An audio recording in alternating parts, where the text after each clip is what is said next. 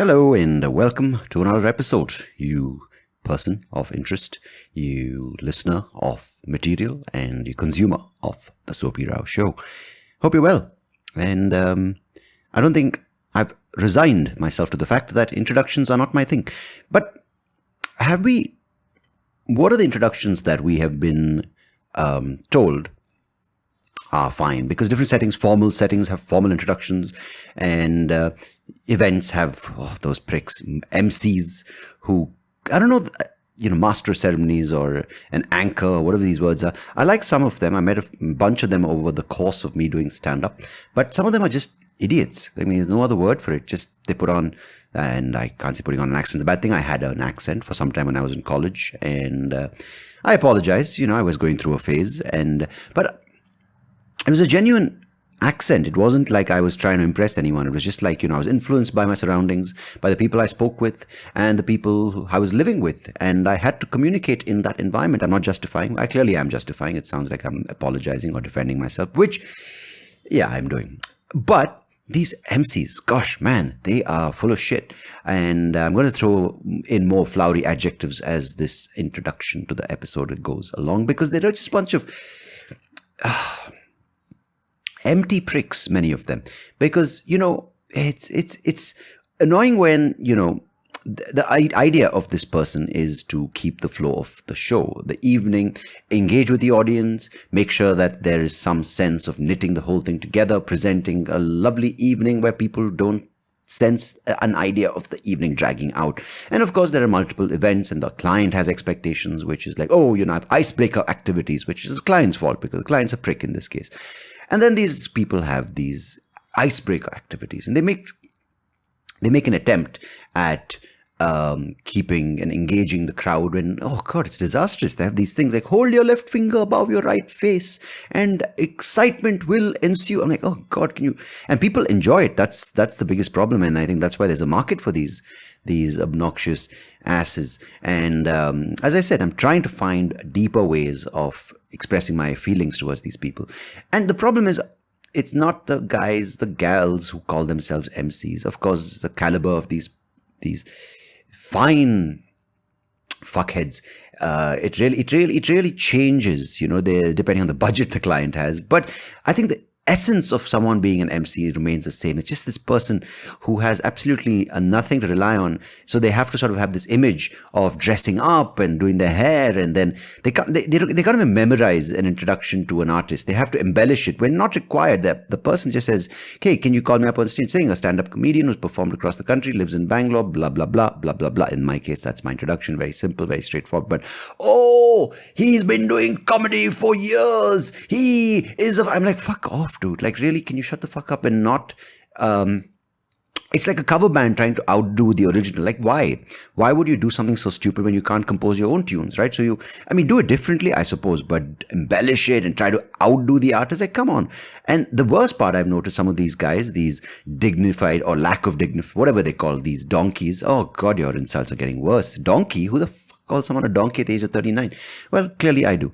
They go and steal material from the artists. Yeah, not from the jugglers, of course, and the speed painters or whatnot these days are being hired for events, but from people who've genuinely, in many cases, written their own jokes. These guys use it at other events because they're doing, I'm doing 30 events in 30 nights. Like, go fuck yourself, you derelict. I mean, I don't disrespect a lot of people, but I really disrespect these people because, yeah, they really don't have much to do and contribute to society.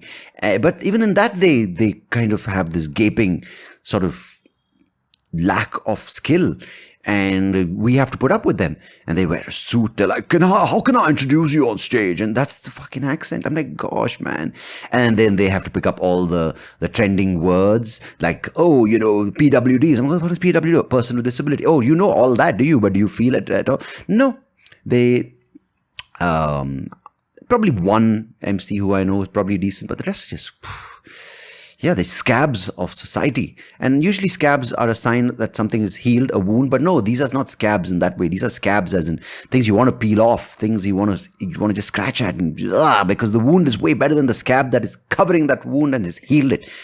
Am I getting a little carried away? Possibly. But you know what? When there are so many issues in the world like war and famine and drought and flooding and climate crisis, you need to anchor yourself. And I don't mean the word anchor in that sense of the word, but you need to understand that there are petty issues, there are mundane issues, there are real problems which are being neglected, which are being brushed under the carpet under the guise of political and geopolitical disorder and array and societal, whatever the word is, dismantlement.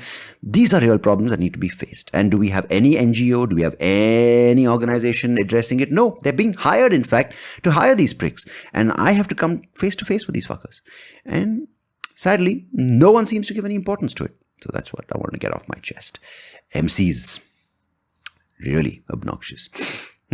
News anchors are not too far behind. I mean, there are some, of course, there are maybe 3 or 4 good news anchors around the world. But this is report the news. Yeah, I mean, I spoke about this with someone. I think that's an episode coming up later. But yeah, I mean, there's some professions which just need to be like. I think, you know, there are people who can double up. You know, I think a juggler can introduce himself. I think it's good to have an introduction to your act. But don't get MCs, man. And then the client starts haggling. Can you get this one for 9,000 rupees? Can you get this one? I'm like, yeah, okay, sure. Then we need an MC in English, Tamil, Kannada, Hindi. I'm like, yeah.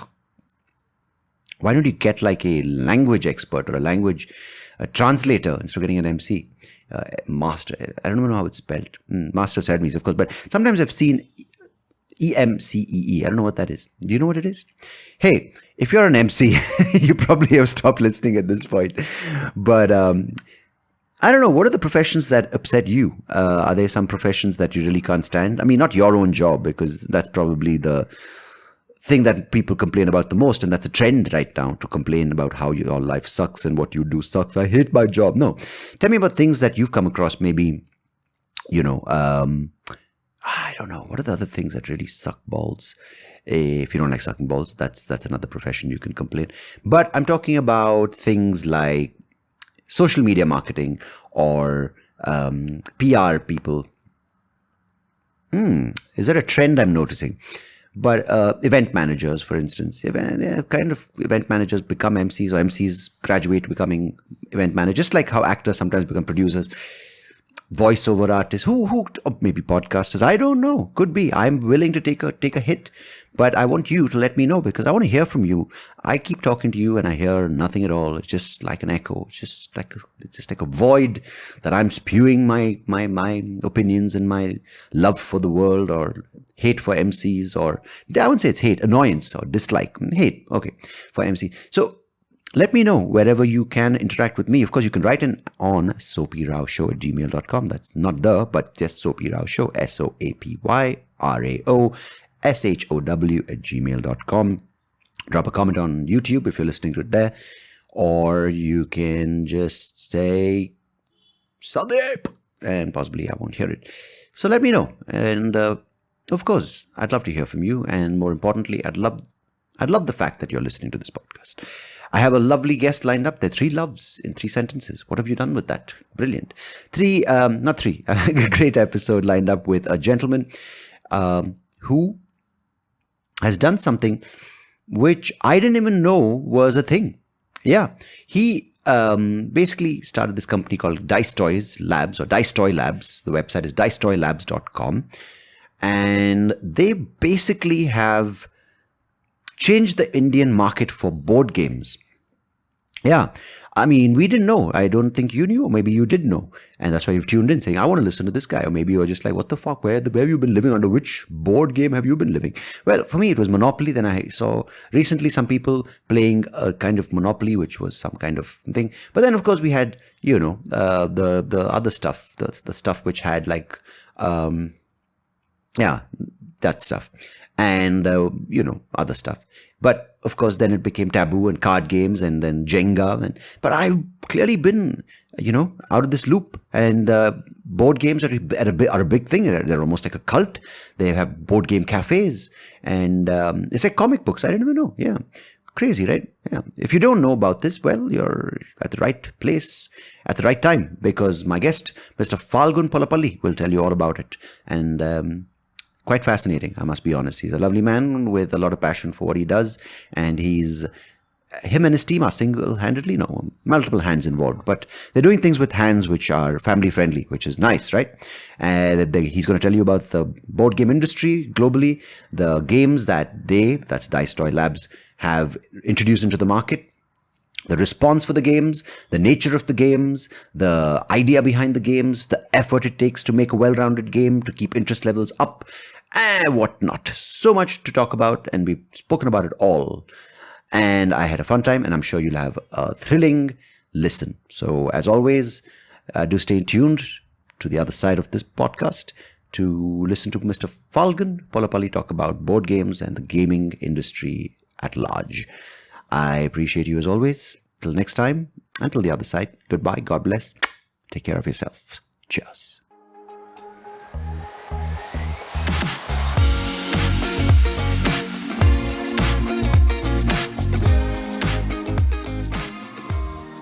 Mr. Phalgun Polepalli, welcome to the SoapyRao show. How are you, sir? I'm doing good. Thank you so much for having me on this cool show. Hey, that's really nice of you to say. I think the coolness needs to be upped, but you'll be just the man for that. And for people who don't know what you do and why you're here, well, that's exactly why we're doing this episode. So, but so it's really cool that I was introduced to you by Nidhi, and Nidhi's been on this podcast, and she's always since been keeping an eye out, keeping an ear out for people who would be someone who's like-minded, who likes to chat and get past the typical rigmarole of like, oh, how are your success stories kind of thing. So you're one of those people whose company has done a lot of things, but I want to just get to what you do in a little bit. But I think it's important to understand that for people listening right now, that you are someone who's in the gaming space. And when I say that, automatically, even in my head, because yesterday I was on Twitter, and there's this guy from I think Austria or somewhere, who's developed this thing called Ancient Board Games. And it was available with accessibility on the Apple Store. And apparently it's these old board games which these European cultures used to play, like Vikings. And it's very simple, like, like the... Yeah, I remember this. I remember stumbling upon this, yes.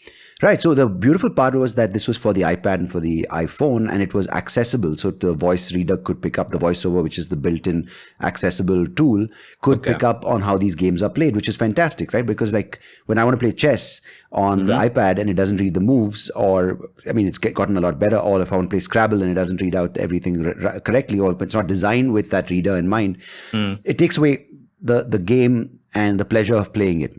You just brought up a brilliant topic. I mean, accessibility in board games is such an important thing. And you won't believe it. I mean, there's so many things people have done over the years. It's not like we have to reinvent the wheel right now. There are systems in place for these kind of things.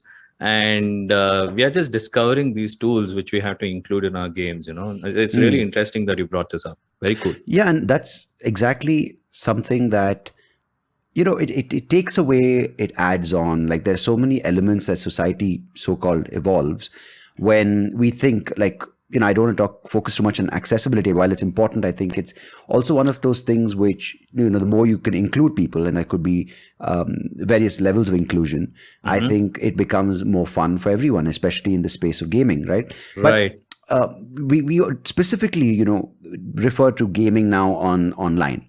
And that's something which I thought is the only way gaming is done, because we're in the 21st century. Who the fuck plays board games, right? I didn't know. This is my ignorance. But then I met you, and you told me I do board games. And I'm like, hey, wait a second, because the point I'm trying to make is that not everything modern has to be online. There is still this sort of thing. And you told me something shocking, which I'd like you to talk about, which is the number of board games released every year across the world. But we are still stuck with Cluedo or with, whatever it may be, which are great games. But there's a world of board games out there. So firstly, how did you... and when did this journey with board games begin? Was it pre-pandemic? Was it a result of people being locked down at home? So what was your love affair with board games, and what was the journey with that and the business aspect of it? So maybe you can just tell people listening right now your story. So cool. I mean, thank you so much. I mean, I'd love to share this part of the story. I generally don't share that part, but I actually have two perspectives to it. One is the professional one, which I share with everyone, and there's Yeah. one personal one which I actually share with a more closed gang. Yeah. So let's start with the professional one. So basically, board gaming has been, I've been into board gaming for almost all my life. I remember, when I was like, 8 years or something, I used to hang out with my cousins. I had this cousin who used to live in Kolar, and we used to go there, for summer holidays and just play Monopoly forever, man. It was Yeah. crazy, right? I mean, cricket and tennis and football and blah, blah, blah. And, when I would come back, I would literally look like a toast. But what was interesting was I would come back home and I'm like, I have another sibling, my older sister. We'd be sitting at a table and I'd be telling them stories about how I went into debt and recovered in Monopoly and all that shit, right? Yeah. And they're like, what is this game? So I explained the whole thing, and this was decades ago, okay, like 35 years back. And my dad said, hey, why don't we make one? Okay. So we actually sat. I mean, this is so crisp in my memory. It's like we sat and we drew the entire board, made our own community chest and chance cards, and our own localities like Yeshwanthpur and Malleshwaram and Rajajinagar and stuff like that. Right. So, and it so the was so mental much clarity fun. of the board must have been really clear for you, right? Because you can't refer to Google or any online images or instructions on how to make it. So you must have been Absolutely. yeah, it's quite impressive. Yeah, so you got to be creative. Obviously, you can't be a dumbass and make a game. But at the same time, you can't break away completely from the game. The idea is to get everything within that framework. You can, exactly. Yeah. So that started early, and cut to I broke my leg when I was 7 years old. I mean, in seventh standard, Right. Which was a very critical year according to a lot of people. But you know how schooling is. Anyway, Yeah, that's when you start your IIT, unless you're of course from Chennai, where you start in 7 years. What? Oh yeah, I'll tell you about that another day. Anyway, so I broke my leg massively because I fell off a moving van, and I was bedridden for like 3 months, and people would just come home. All my cousins. I have like a massive gang of cousins all around my age, and we started playing Pictionary and all of these classic games. And the memories that we created are still so fresh in our minds, and this is what defines our childhood, right? Yeah. It's like these memories that you create. I mean, it's not like you're playing Grand Theft Auto and you're going to tell your son one day like, hey dude, you know what, I did this in GTA. Nobody cares. It's such a solo experience. Why do you? Okay, because right, because of the solo mode, right? Because you're playing this, exactly. Right. Exactly. It's a very solo experience, right? All of those engagements are very solo. And then, I did my own stuff. I worked in Hollywood for some days and then came back. I mean, I was working for an IT company. We were developing apps for all these studios and stuff. And the kind of creativity I got exposed to there in US, in LA, was ridiculous, right? I mean, it's like, I'm like thinking, why isn't any of these there in India, right? I mean, you have a game night and all of that stuff. And, suddenly one day I'm just having a conversation with my cousin. He's a very close cousin of mine. We share a lot of things, and he's helped me out a lot of times. And so I was just having a conversation with him, and I was telling him this cool idea. We should, there's no company in India making cool stuff, especially in the toys and games area. I think I want to do something, and this is my idea. And he said, dude, no matter what you're going to do, I know how creative you are. I'm just going to fund you. Tell me how much you want. I was how cool like, is that to hear? Right. Exactly. How many people actually have that angel in your life? I mean, most people would probably make a pitch deck, go to like the likes of whichever investor is in your space, and can make a compelling case for why. But I mean, I'm telling you, like from someone who's in a creative space, but in a different kind of creative expression, that's like a magical statement you want to hear, right? Tell me how much you want. I want to fund you. Obviously, I mean, you should have built that credibility over time. It's not like overnight somebody will give you funds. So Yeah, I mean, we worked hard. I worked hard all my life to be in. So I've always been in the creative space and always been a rebel. It's like, Yeah. when I quit my first, my job at in this IT company and came back to India, and I said, hey, I'm going to do wedding photography. They were like Yeah. shocked out of their skulls. Okay.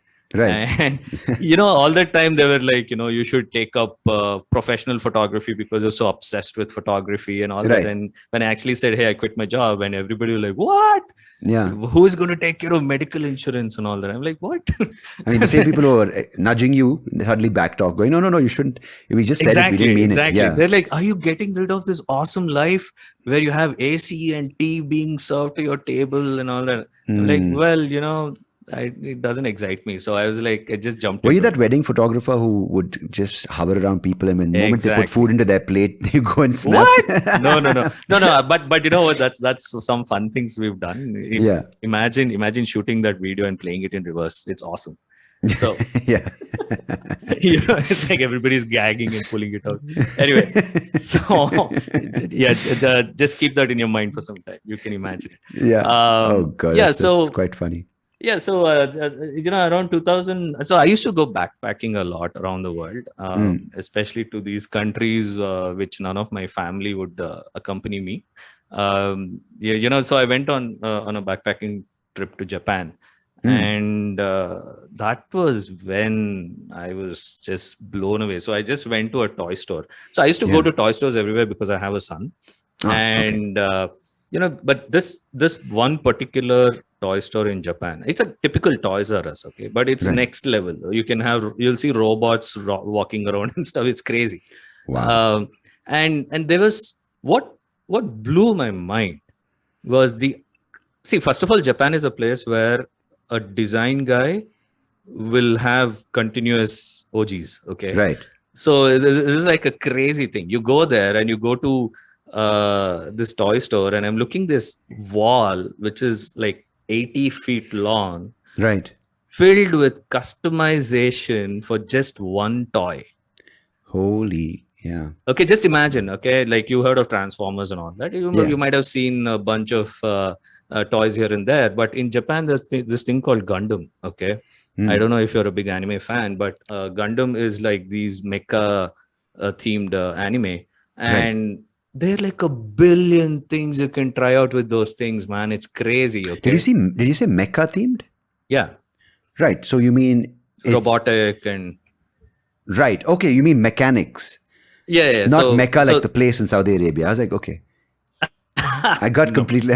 This is how uncool I am in the gaming world, right? So yeah, Japan is a mecca for anime, if you say right. That. But this game was around sort of the mechanical aspect of mecha, as in the robotic cartoons and animated series. Got it. See, this is how I thought, what is he talking about? A game around the holy site. Dude, I am probably a decade older than you, man, and I'm so crazy about these things. No, I know, it's amazing because my wife has a friend who's exactly like you. She loves anime. She loves manga. She just loves. She's so clued in. Yeah. And her husband and her are making, so they just make their sort of time for these kind of things, and Brilliant. I'm just so same here.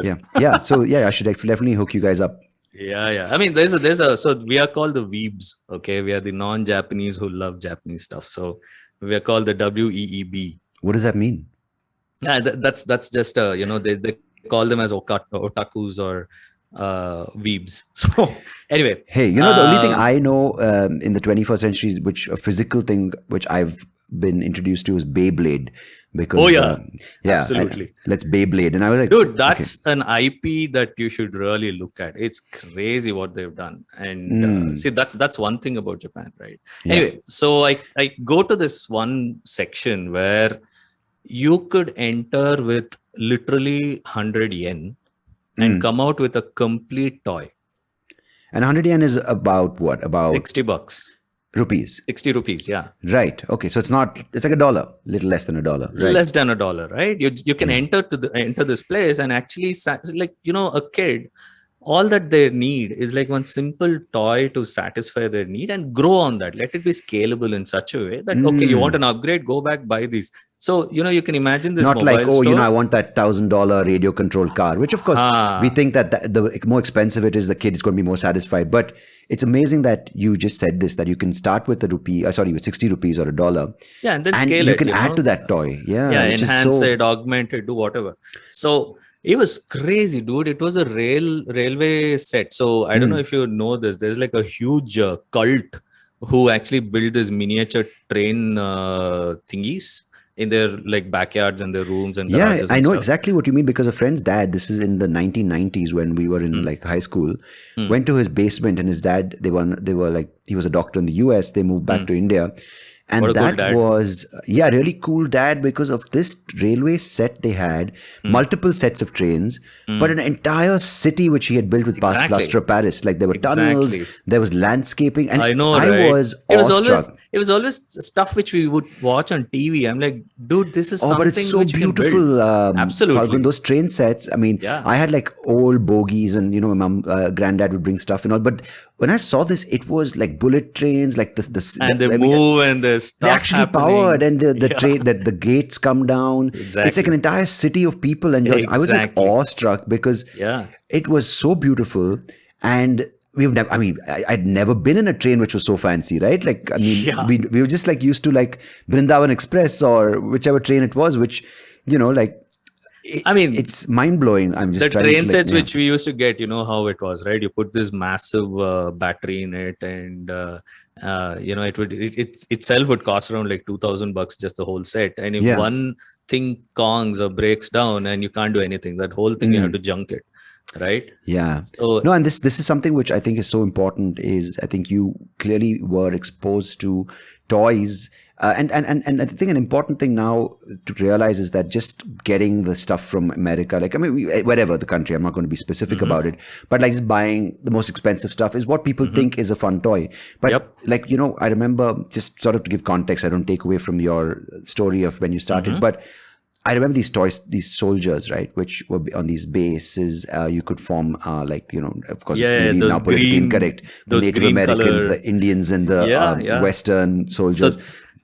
So they are actually called miniatures, or a better term would be dioramas. So okay, there's a name for it, right? Yeah, so it's called a diorama, where you get these small minis of everything. It actually totally scaled down. Yeah, so the interesting thing is, this is some gyan. So basically, when somebody says the ratio of these things are 1:64 or 1:32 or something like that, they're actually referring to in relation to a 6-foot tall human. Oh. Okay, so when you actually go to a store and you're buying an action figure, and they actually tell you there's a 1:6 ratio, that means it's 1 foot tall, and that actual guy in real life would be 6 foot tall. Oh, so it's a 6 foot is the standard. Okay.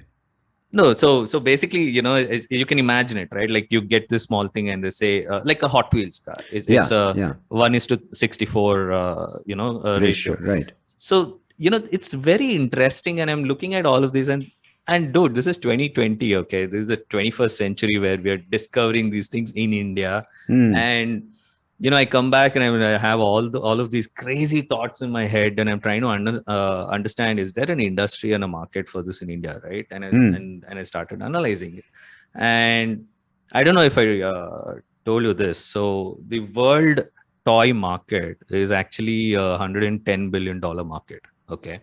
And in that, America is 45% of it, right? So 1 second, just define toy market. This would be Lego, that kind of stuff, or is it like G.I. Joe? Everything. Okay. And even online, and all of that. Not games. This is just toys. No, these are toys. These are physical stuff, touch and feel, right? Okay. So cool.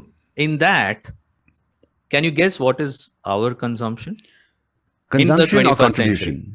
Consumption, contribution, either. I don't know. I would imagine consumption's high because people want to just buy and show off the toys. So I would say consumption would maybe be $1 billion, but contribution maybe 100 million. Okay, so let's put that into a perspective. So we are actually a 1.35 billion, people in our country, right? Super populated, right? And America is just 300 million. It's like Karnataka. That's it, right? right? And they consume 45%. You can imagine that, right? And So India, that would be around 55 billion. I mean, about 50, 45 billion. yeah, Yeah, yeah, 45, 50 billion, right? which So is crazy. Yeah. yeah, But I'm absolutely. not And surprised because Americans are, they just love yeah, consuming from so whatever it they may used to be. consume, and we started discovering so many toy companies who are kicking ass there, and Yeah. not just in US but all over the world, especially countries like Germany and Japan are like killing it. Mm, So I'm doing all this research, and I stumble upon this crazy stat, and I'm like, shit, what the hell? This is 21st century, man, mm. and we are just 0.5% of the world's market. That that's It's not not even even a freaking whole number. right. So we're Okay. not like that. So wait a second. Just to put, so 10% would be a billion. So 1% would be 10 million. Is that right? No. No, 1% is 1 billion. You were actually right. So Okay. you were close. You were close. Right. So I was close. Okay. So this is about Yeah. 500 million. Okay. Okay. Yeah. So that's crazy. And I'm thinking, dude, people hit the mall every weekend and just binge on stuff and spend so much money. And it's not like they don't have cash. It's not like they don't have the purchasing power. Hmm. There is purchasing power, but what's happening, right? So Yeah. I was going to ask you that's that. yeah, that started off the whole thing, and then after that was the next step where we were trying to figure out what should be the product, right? And we went Hmm. crazy. We did augmented reality, merged it with toys and comic books, and did all kinds of stuff. And board games was just one branch among that. Okay. Yeah. And we realized that we built a pretty big community on Facebook around 3-4 years back. It was close to 25 30,000 fans, and we didn't even Hmm. have a product. Okay. Yeah. And we had just launched this comic called Loka Awakens. Loka is in the world, Yeah.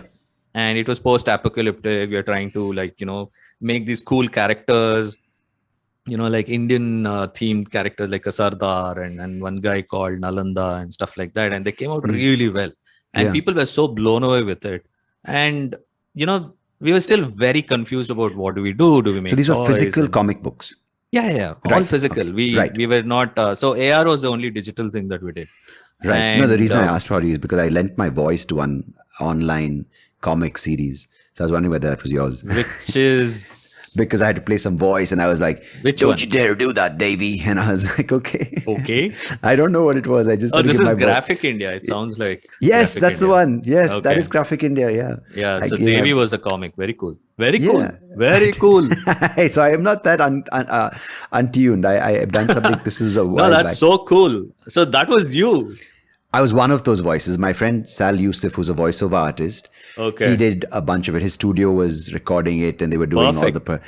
So That he is so called cool. me in for about 2-3 hours, like one of the goons, and I had to put on this. Don't you dare do Right. that, Davey! And I was like, Right. oh, cool. And I heard myself later. I'm like, oh, it felt really nice being a part of this animated whatever the word It's is. such a small world. I keep running into people like you who have contributed in some way or the other in this part of, in this industry, the creative entertainment through comics. And it's very cool. And Yeah. yeah, so And there's Comic Con, of course, which we'll talk about later. But cool. absolutely. So comic books, that's where we are. Yeah. Yeah, so comic books and then all of this, and then we just designed, Bahubali was doing the rounds and it was minting money at the theaters. And Yeah. we were like, dude, there's no merch around this. What's happening? Like Star Wars comes out or Avengers comes out or Jurassic Park comes out. There's Yeah. toys everywhere Yeah. and stuff, right? And Bahubali comes out, there's nothing. And Crazy. yeah, and it was such a sensation. So we were like, hey, dude, let's do this. I put all my PF money into this and made something called Yuddhabhumi. And okay. we made these minifigures, which are, male and female. We like to be gender equal in all our games. And we made this war game with miniatures. Very cool, sexy miniatures. So badass. You should check it out. Okay. I'll send you a set maybe after this call. Yeah, you'll love it. Okay. 1 second. So Yuddhabhumi is not a comic. It's a board game. It was a game. I wouldn't even call it a board game. So it was. And what it would the came in characters a- be like? it G.I. came Joe in a that shoebox. size? In a No, shoe size? no. So this is like 2-inch tall. 2 inch. Okay. Okay. Yeah. So you have these archers and swordsmen and spearmen in different poses, like shooting and stuff, people were blown away. They're like, dude, where So the hell were you you? keep them in battle arrays, right? Is that your trick in the game? Like you have to set them up for... Right. So you have a fort and you have a scenario, you have to wipe them out and stuff like that. And we had to dumb it down a lot for the mass market to get the game, because they were so used to Monopoly and Ludo, where you just roll a dice and it's fully luck based. So this wasn't... Yeah. Okay, cool. This was 4 years ago. So Right. we made this, and it was just a prototype. I spent some money in 3D modeling those things with by an artist who is actually in Ukraine right now. And this guy whipped up these designs within a week, and within 10 days I could 3D print it because I had a 3D printer. And so that's when we realized there's so many things you can bloody do in the 21st century. We are cutting short. To give you an idea, if you have to see Avengers toys in the market, like for example, there's a new movie coming out, and those toys have to be available in the toy stores. The process starts almost 2 to 2.5 years before the movie hits the theater. Whoa. Okay. So, same thing with Star Wars, right? So is the thing synced with the studio? Like who does this? Like, is it a company which has been given the rights? Because a lot of the times the characters so the license is given. Yeah, the license, exactly. Okay. So that's an interesting question you asked. So now you're digging deep into my nerdiness. There's a reason why this podcast is, and I joke about this, it's why it's long, because I end up asking questions and I don't wait for the answer. So sorry if I cut you off. No, that's cool. So to give you an idea, next time you walk into a toy store, notice this, okay? You will notice that there's always 3 to 4 variations of the same action hero. Okay. Right? There'll be one which is $2,500, one is 1,000, one is 600, one is probably $300, right? And you'll also notice the details on these figures are way, way different. The paint job is different, the facial expression is different, and stuff like that. Yes. To give you an idea, there's a place in Bangalore near Dickinson Road. It's a friend of mine. His name is Rishi. He has a store only for toy collectors. So these guys collect stuff, right? The stuff doesn't leave the box. It's typically just left in the box. Exactly. Right? So it stays in shrink or stays in the box. So these things are so freaking detailed, man. You look at it, you'll die. I mean, are you a Transformers fan? No, but I know what you mean. Just as an example, many years back, like, my favorite toy, the Barbie doll. I'm joking. But I remember buying like He-Man collection. I get what you're saying. Yeah. And the He-Man collection was so detailed, but then I ended up buying a WWF, which now WWE, like Bret the Hitman Hart from Sapphire Toys, which I'm sure you're aware of. Yep. And it was so blotchy. Like everything was like the paint was coming off in your fingers. It smelt bad. Like you pull the leg and it comes off the socket. I'm like... I remember, I'm sure you remember the quality of the Teenage Mutant Ninja Turtle toys. Right? They were beautiful, like the way the legs would click and this thing. So I'm assuming I'm using that as a frame of reference. So yes. These were... No, I think you haven't seen these then. You should just walk into one of these stores. It's called the Gundam Studio or something like that. Right. It's on Dickinson Road. I can send you the address. And this guy's amazing. And you just go there, you'll drool like crazy. Yeah. I mean, any pop culture that you know of, there he'll have a statue or a super detailed action figure. So what? Okay, by the way, since you mentioned Barbie, did you know that Barbie actually is made up of 5 different types of plastic? Yeah, I wouldn't be surprised, but I didn't know that. Yeah. These are things that we were discovering while we were analyzing the whole thing, and we went all around India trying to figure out nothing.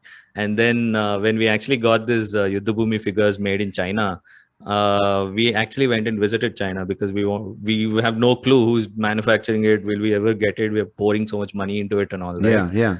And that must have been a crazy experience going to China, because I've heard like an entire sort of region or village is dedicated to a certain product, right? Like you can go toiletries, just an entire region. You go for like, So Shenzhen, so the area just above Hong Kong, which is inside the mainland China, the one which is now quarantined or locked down. As of yesterday. I mean, as when we're recording this, not a few weeks back. Pretty updated. Very cool. I mean, I read the news. I try to, So okay, funny story. So we went there. I mean, we finished all our meetings and we saw all the figures being made and super happy with it. And my father-in-law had come with me because he loves to travel as well. So he didn't want me to go alone. So we both went there, and after we were done with the meetings. We went to this small village called Guilin province. Okay, and that's what you'll actually see in a lot of photos and stuff when they show China. These are like these tall mountain thingies with streams going in between and stuff, right? So we went there and we booked a we booked a tour there. Okay, this is hilarious. So first of all, they gave us a honeymoon suite because your father-in-law and you. Yes, Lovely. You can imagine. Okay. There's a beautiful. I don't imagine, but like... I'll let you tell. I'll let you tell me the story. I have no imagination to go. Two grown men and some toys in China. Don't. Okay. Yeah, that's another story. So, so we're there, and the tour starts at 5:00 in the morning. And this driver, this female driver brings the car, and she's waiting for us. And we get in, and it's pitch dark. And my father-in-law dropped some of his scarf and gloves and all that. It was freezing cold. It was minus 3 degrees or something. And we get in the car, and he tells me, "Hey, I'm not able to find this, so I have to tell this woman to stop the car." And in China, they don't understand a word of English. Yeah, especially when you go deeper and deeper into the China. Region. Right, non-mainstream. Yeah, exactly. And Google is like your only hope. And that too, I had hacked using some crazy hack where I'm using the network in Hong Kong and accessing Google inside China. And right, of course. Okay. Yeah. And I'm frantically trying to figure out what the hell is stop in Chinese, and Google Translate says ting. I'm like ting ting ting ting ting ting over there, and nothing is happening. Okay, she's just saying ni hao ni hao. I'm like, bloody hell, I know what ni hao is, and she's not stopping. I'm tapping on her shoulder and like telling her to ting and whatever. And then she finally stopped at a signal, and I showed her on the phone, we dropped something, that's why we were asking you to stop. And then she said, oh, it's not ting, you're supposed to say ting. I'm like, okay. Anyway, so this is one memory which I'll never forget, dude. It's hilarious. So yeah, experience that we are having and the kind of exposure that we're getting from this kind of we're just discovering that this is such a complete ecosystem. When we switched to board games, we pivoted into board games very recently because our target market were completely vibing with our games, okay, more than the action figures and more than everything. But actually, if you look at it, toys have a very short shelf life. You give a Hot Wheels car to a kid, they'll go join for 2-3 days, and that's it. And yeah, that's absolutely right? True with even things like, the things that seem bulky and good, right? Like you walk into a party and you have a big box, the kids are like, oh, and everyone's like, oh, he's given such a big gift, and those seem to sort of run dry pretty quick on the enthusiasm and interest levels. Yep. It looks. So we wanted to add something and telling. We have so many friends who always influenced us, and one of the things was we wanted to tell stories through these games. And the beauty about the game is, a board game is you are in control of every action and the outcome of the game, right? And that's the kind of, I'm not talking about, like snakes and ladders and stuff like that. So can you just explain, sorry, I know this is taking away from this, but what's the difference between like snakes and ladders or a Monopoly or luck-based games and what you do? Right.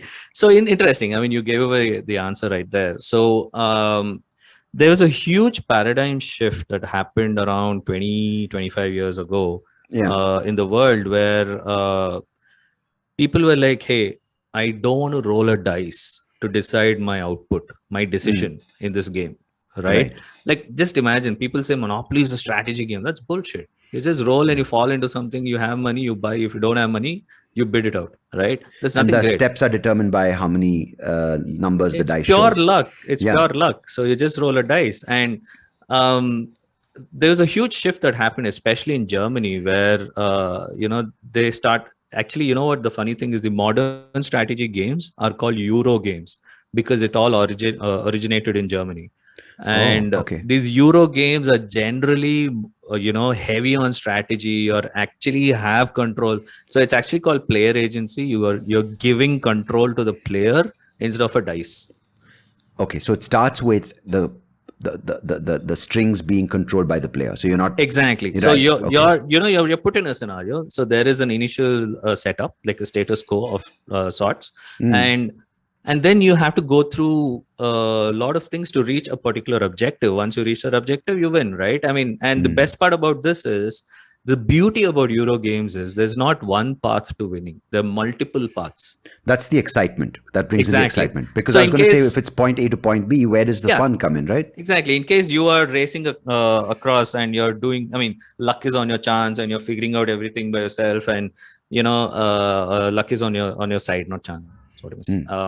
And you're already racing towards the end, and we know that you're going to win, and that sucks. Everybody else will lose interest in that game, right? Yeah, that's quite obvious. If there's only one outcome, exactly, and luck is not playing a factor, exactly. What do you do to make this? So there were so many concepts, like, there's a catch-up mechanism, and there's a whole theory about what emotions that you want to evoke. Are you going to make the person feel happy at the end of the game, or should they be feeling anxious during the game? What is it? What is that you want to bring out? And it's very interesting. It's like game theory is something. You've heard of game theory, right? I've heard of it, but I'm not going to pretend that I know too much about it. No, it's very dumb, actually. Okay. People make it sound all fancy with John Nash movies and all, that Beautiful Mind and all that. But technically speaking, it's very dumb. It's basically, I mean, you've been into marketing and advertising, so you know how. Not going to proudly admit that, but.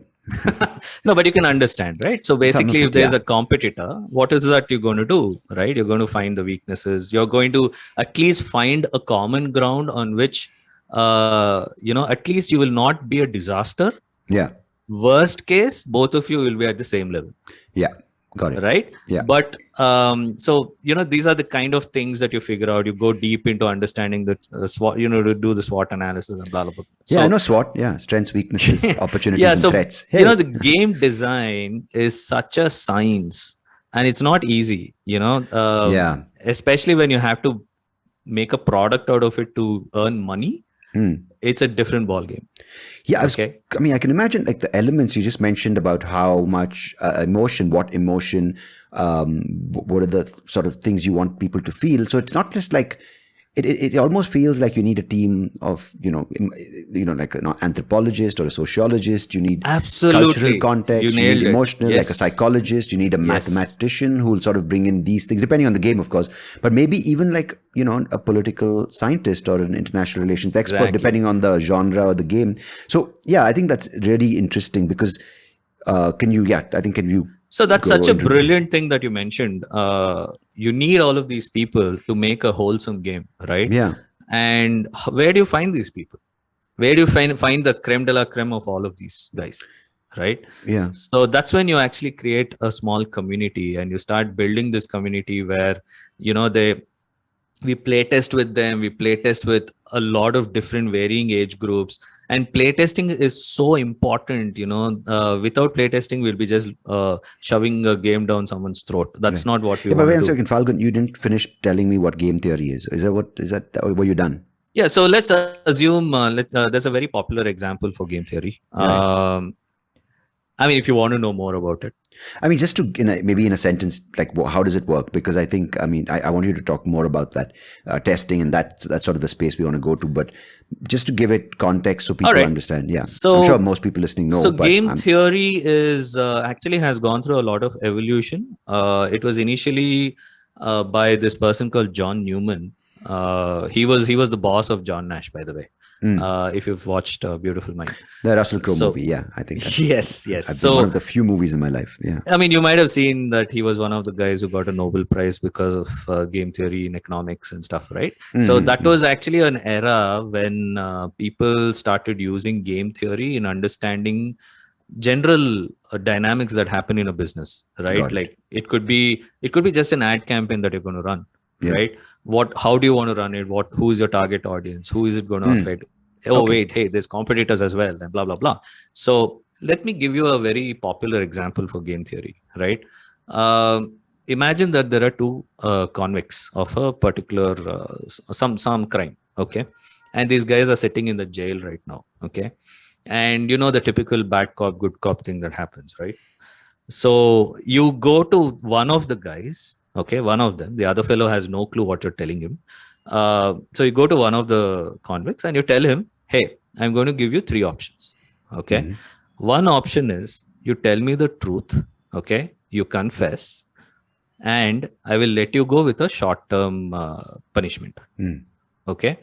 And if you tell lies, then you're going to go through a longer whatever, right? Now this is the problem with game theory. You're assuming that the convicts are super smart and intelligent and they're going to weigh out choices and all that. So that's not going to happen. But imagine in this scenario, and so right now both the convicts are given this gyan that you confess, you have a short term, but you say something wrong. If both of you are lying, then both of you are going to get a longer term. If one of you are lying, one person will be let go on, they let go of one person, the other person will get a term. Okay. So now these guys are thinking, damn, I have three options. Right. So what option are they going to choose? They're going to choose the easy path. Right. Typically a convict wouldn't think so much, but ideally what you would want to do is, in this kind of a scenario in a business or whatever, you want to take the least effect option, right? The option with the least effect or influence on the outcome. So what if both of them confessed? Yeah. How do you arrive at this solution? That if both of them confessed, hey, you know what, both of them they just get a short-term punishment and they're free, and everything is done, and there's no more things to look back on and analyze and bring back old memories and stuff, nothing, right? So this kind of analysis was called game theory, and this has evolved so much right now. And it's not like you have to study game theory to make a game. You just need to empathize with the end person. That's it. Got it. It's not like you're just designing a game for yourself and nobody else is going to touch it. So you have to see, hey, okay, this is the starting, this is the end game condition, and this is the emotion I want them to have, and this is what they should be immersed in, right? It's going to transport you into some world. So can you build an imaginary world which is so convincing that you'll be in that world for the next 1.5 hours, right? If you can do that, oh man, dude, you'll have goosebumps when you play games. I can imagine. Yeah, if you're so, and what I'm finding interesting is, like, with in a world where every day you see advancements with virtual reality or these AR suits or VR suits, where the physical sensations are being replicated through touch and smell and taste, and obviously through sight and sound.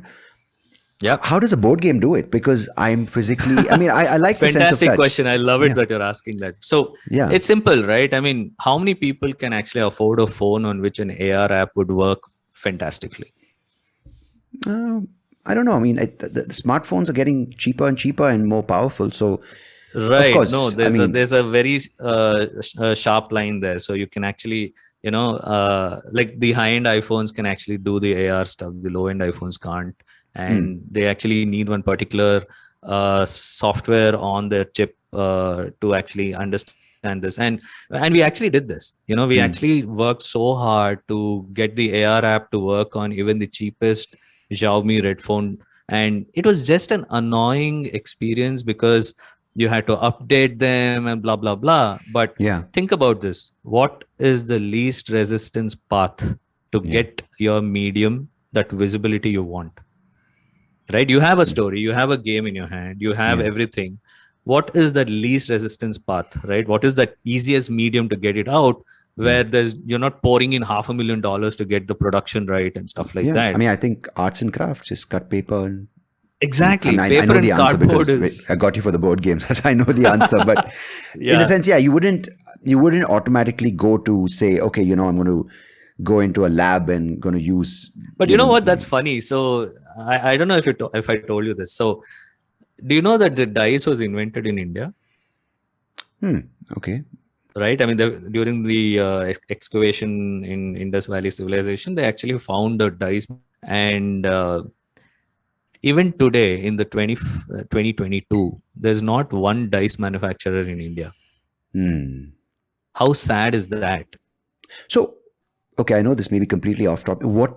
So besides, a sort of way to pass time, where people who are like soldiers on guard, or people who are sailors, or whoever it may be. So what is the equivalent in today's context of dice? Like, what would you That's a good question. So you might have seen the different types of dice, like the Shakuni dice and all of that, right? But not really. I know the one which has the 6-face dice, right? Isn't that the one where you have 1, 2, 3, 4, 5, 6? It's called a D6. So today there are people who play with D20, meaning one dice has 20 sides. So 20 faces. Yeah. So I mean 20 faces, and that's crazy. I mean, that's like a football. Exactly. Yeah. And you won't believe it, these things were being used for decades now, just that India is catching up to it, right? So there are many ways. Like, for example, Uno doesn't have dice. You don't need a dice in those kind of games, right? And there are so many ways that you can actually forego a dice with just a combination of cards in your hand. Okay. And this actually gives you a lot of control over the outcome. Imagine that we randomly pick 6 cards. Okay. And in that, you're going to choose 3 and you add it to your hand. Okay. These 3 has the different sides, the different faces of the dice on it. Okay. Yeah. So you have a choice in your hand of either using one of these cards. Like, for example, one card has 1 on it, the other card has 3 on it, and the other card has 5 on it. Yeah. Now you're in a scenario on the board where you have to move which card will you use. And you have to use it accordingly, because you need to plan, okay, this turn I will use this, next turn I'm going to use this card, and the next turn I'm going to use this card. So you're actually planning your future turns. Yeah. Just imagine. I mean, I just gave you a sense of what strategy games are like. Yeah, because otherwise I would have just rolled it and I could have got 1 to 6. But here I can use, you obviously will say I'll use 5, then 3 in diminution. So that's very interesting you brought this up. There are some games where you actually roll 2 dice. You're familiar with those games? Yeah, right? Yeah, of course. Yeah. Right. So one obvious problem is that you can never get a 1 in that. Yeah. Right. So, and the other obvious problem is, if you actually look at it from the math perspective, I hope I'm not boring you with all this. Yeah, I'm enjoying myself. I'm just, I don't want to, Great. I keep interrupting because this comes from questions. I have doubts and I want to get those doubts clarified. When Please ask. So, okay, so the probability wise, if you look at it, right, if you just roll 1 dice, the probability of 1, 2, 3, 4, 5, or 6 coming up is the same probability. That is 1 by 6. Okay. That's 1 dice. Correct. There's a 1 by 6 chance of one of the numbers coming. So you can't really predict which one will come. Now, if you have 2 dice, the probability of the number 7 coming is a lot higher than any other number. Think about it. You can get a 1 and a 6, 2 and a 5, 3 and a 4. Yeah. Right. Again, 4 and a 3, 2 and a 5, and 5 and 2. There's a very high probability that you would get a 7. Right. Now, there was one genius game designer. His name is Klaus Tuber. He actually designed this game called Settlers of Catan. Is this the German guy you were telling me about? Yes. So this person, he created this game called Settlers of Catan, where first of all, the board changes every game. So it's not the same board every game. And, you're primarily on an island and you're trying to get resources and trade resources, and you're trying to build a small city and stuff like that. Yeah. But fundamentally, there's one very interesting part in the game. So this is where, as a game designer, you need to have player interaction. Otherwise, you're playing a very solo game. Yeah. Right. Yeah. So it's like a solitaire that you're playing on Windows, right? Yeah. It shouldn't be like that. Yeah. It's great, I suppose, but then again, it's almost like any other game you're playing. Exactly.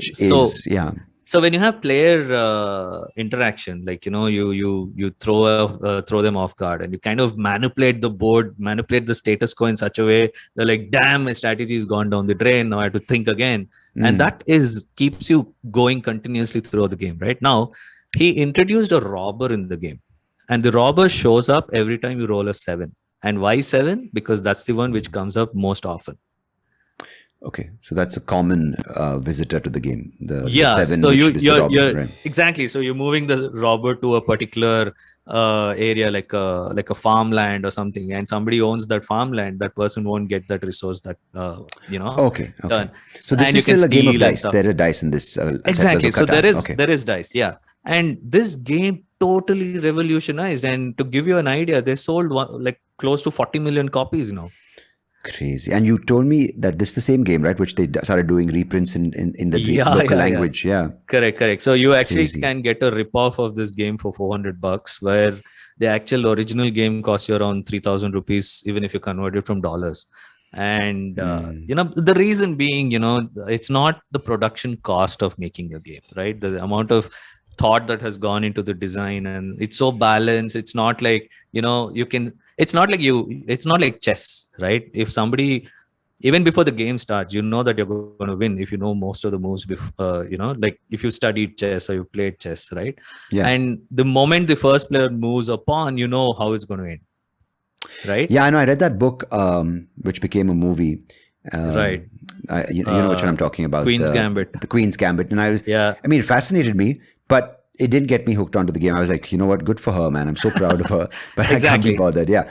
Okay. No, this is, I think it's a question which, again, I'm sorry if it takes away, but if say I am sitting here twiddling my thumbs and I have this idea, right? And I love animals. Say I love dogs, and I have this story about a dog that wants to sort of save society from its darkest days, and it's sort of really upset with the war in Ukraine, and it wants to resettle and rearrange humanity and the way society functions.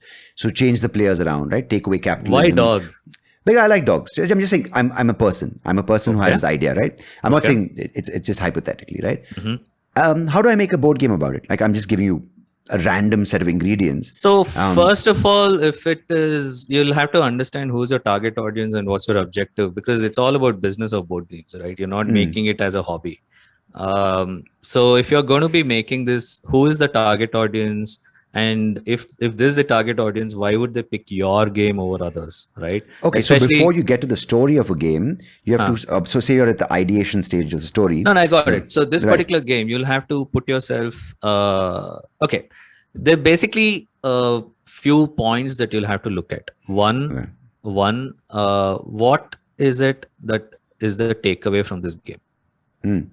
Okay, so that you need to figure out. A lot of people, what happens is they have a concept, a problem statement, but they don't have what is the end result of after playing this game, right? Are you just educating them about, hey, this crisis is happening, or are you trying to educate them on how to avert a crisis like this? Yeah. Right. So if that is the case, then it goes into the realm of educational games, right? So when you're actually trying to educate people, first of all, gamifying something which is educational is not fun. There are a lot of people who've done that, but if you're trying to just educate them, there are plenty of ways. Okay, you can try out. So you'll have to see who your target audience. If this is a target audience which is mass market, like a kid in school or wherever, and you want them to get a feel of what's happening, current affairs and stuff. You can, I suppose, you can bring it down to the most simplest medium. It could be just a bunch of cards. It could be a simple board, and you try to figure out what is it that they're working towards. What is it that is setting the direction for them? So it could be like, you're in a point A or level 0, and you have to reach level 5. And when you manage to reach this particular level 5, then you win the game, or the game wins against you. So there are so many games where the game wins against you. There's actually a game called Pandemic. I don't know if you know this. Was it recently developed? No, that's the interesting thing. So this guy designed the game 9 years ago. Oh, this guy had some insight. It almost feels like people in it's not new. Listen to gamers. they seem to have a little bit of foresight. Insights into the future. Yes. Yeah. I know some sort of soothsaying. Yeah, but this guy designed this game called Pandemic, and this game is where you're trying to tell people how the concept of virality works, how it spreads. Yeah. Right. And dude, it gives you goosebumps when you play that game.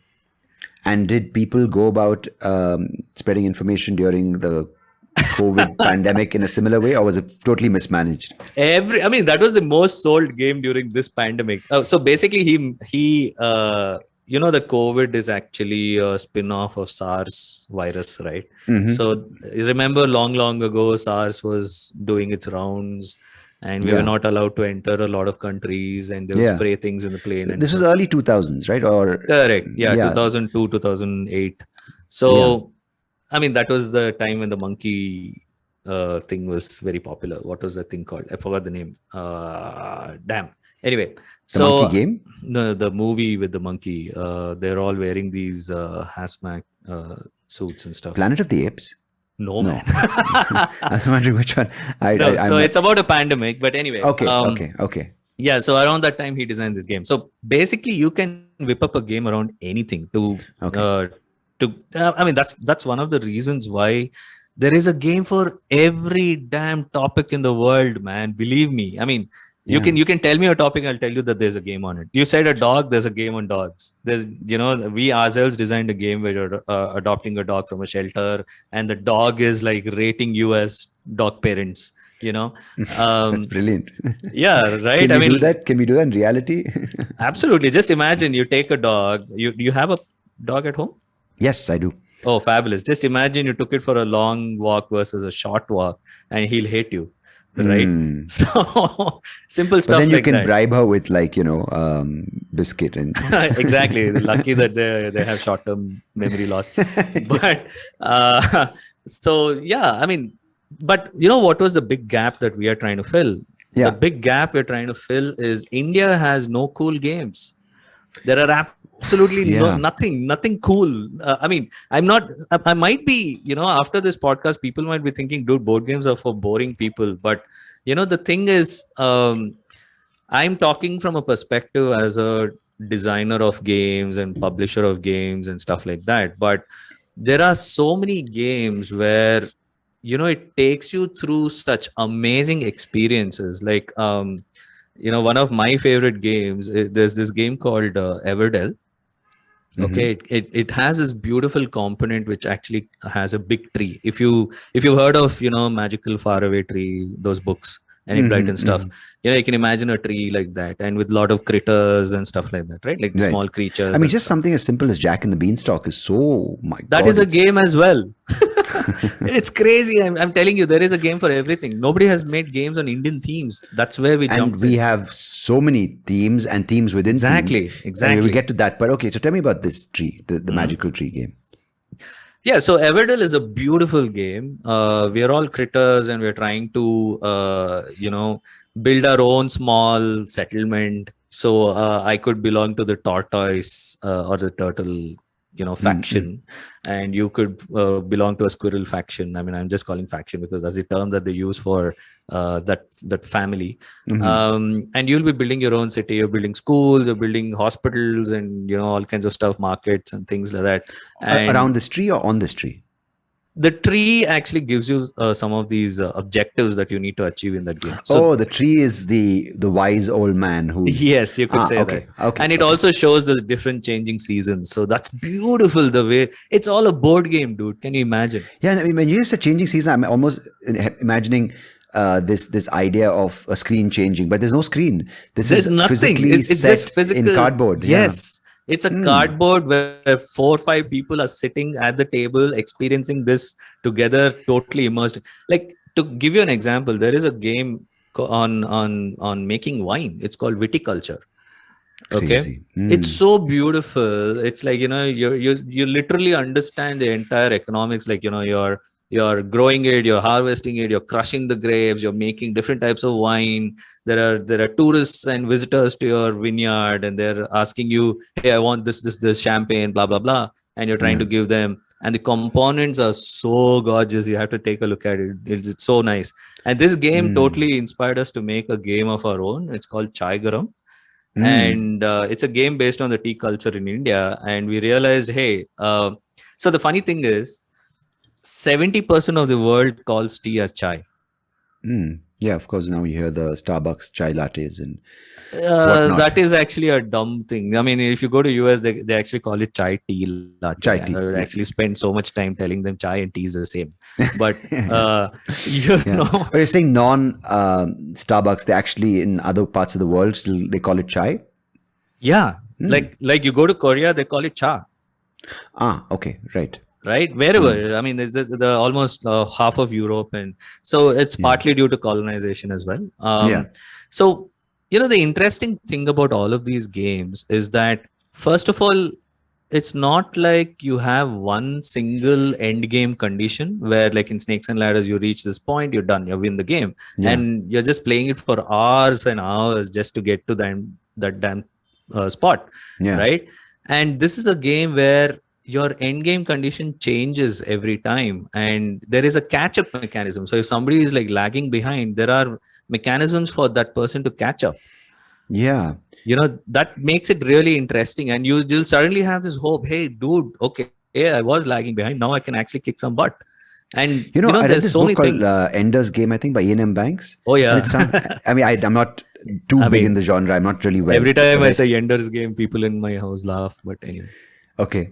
No, just what you're saying is there are so many. That book kind of took me some time to wrap my head around the concept, but it's exactly what you're saying. Like there is multiple scenarios, so there's no real loser until you really make sure that you're the loser, because there are chances given to you. And okay, so to add to that thought process to what you were saying is, okay, how does the social scenario, like when we are living right now in this century, with political correctness, with extremes of polarization happening, political ideology, social ideology, all these various things happening, how do you shape a game? Because you mentioned that big revolution when luck games were out. So there are a lot of games which are actually, so there is a game in the market right now called Shasan, where you're actually, as a politician, you are building your own personality, and based on your personality or your trait, you can actually start attracting votes and stuff. So this actually opened up the mind for a lot of people in India, and it's actually one of the very popular games in the world, designed by an Indian guy in Goa. And his name is Zain Mimon. You heard of Ship of Theseus or something, right? There's a movie like that. Yeah, I've heard. I think so. Yeah, I mean, I have heard of it. Yeah. Right. What's her name? Priya somebody? Anyway, so the director, his name is Anand Gandhi or something. He has a company. Yeah. I've heard of this guy. Yeah. Right. So I mean, I'm not a big, as I told you, I don't watch movies, but this ship of thing Theseus, and also some words are striking a bell. Yeah. It was a sort of a documentary style, kind of a, what do you say, art movie.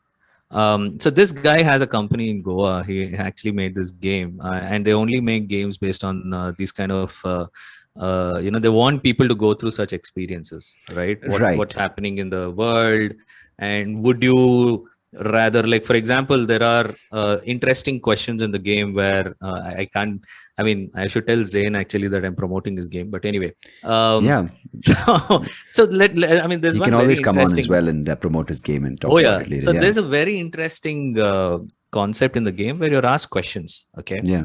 And if you answer that question, you get some particular resource which will help you in the later on in the game. So the question, something like, just imagine, should internet be free, since it's like a birthright, okay? Yeah. Okay. Right to information. Should internet be free?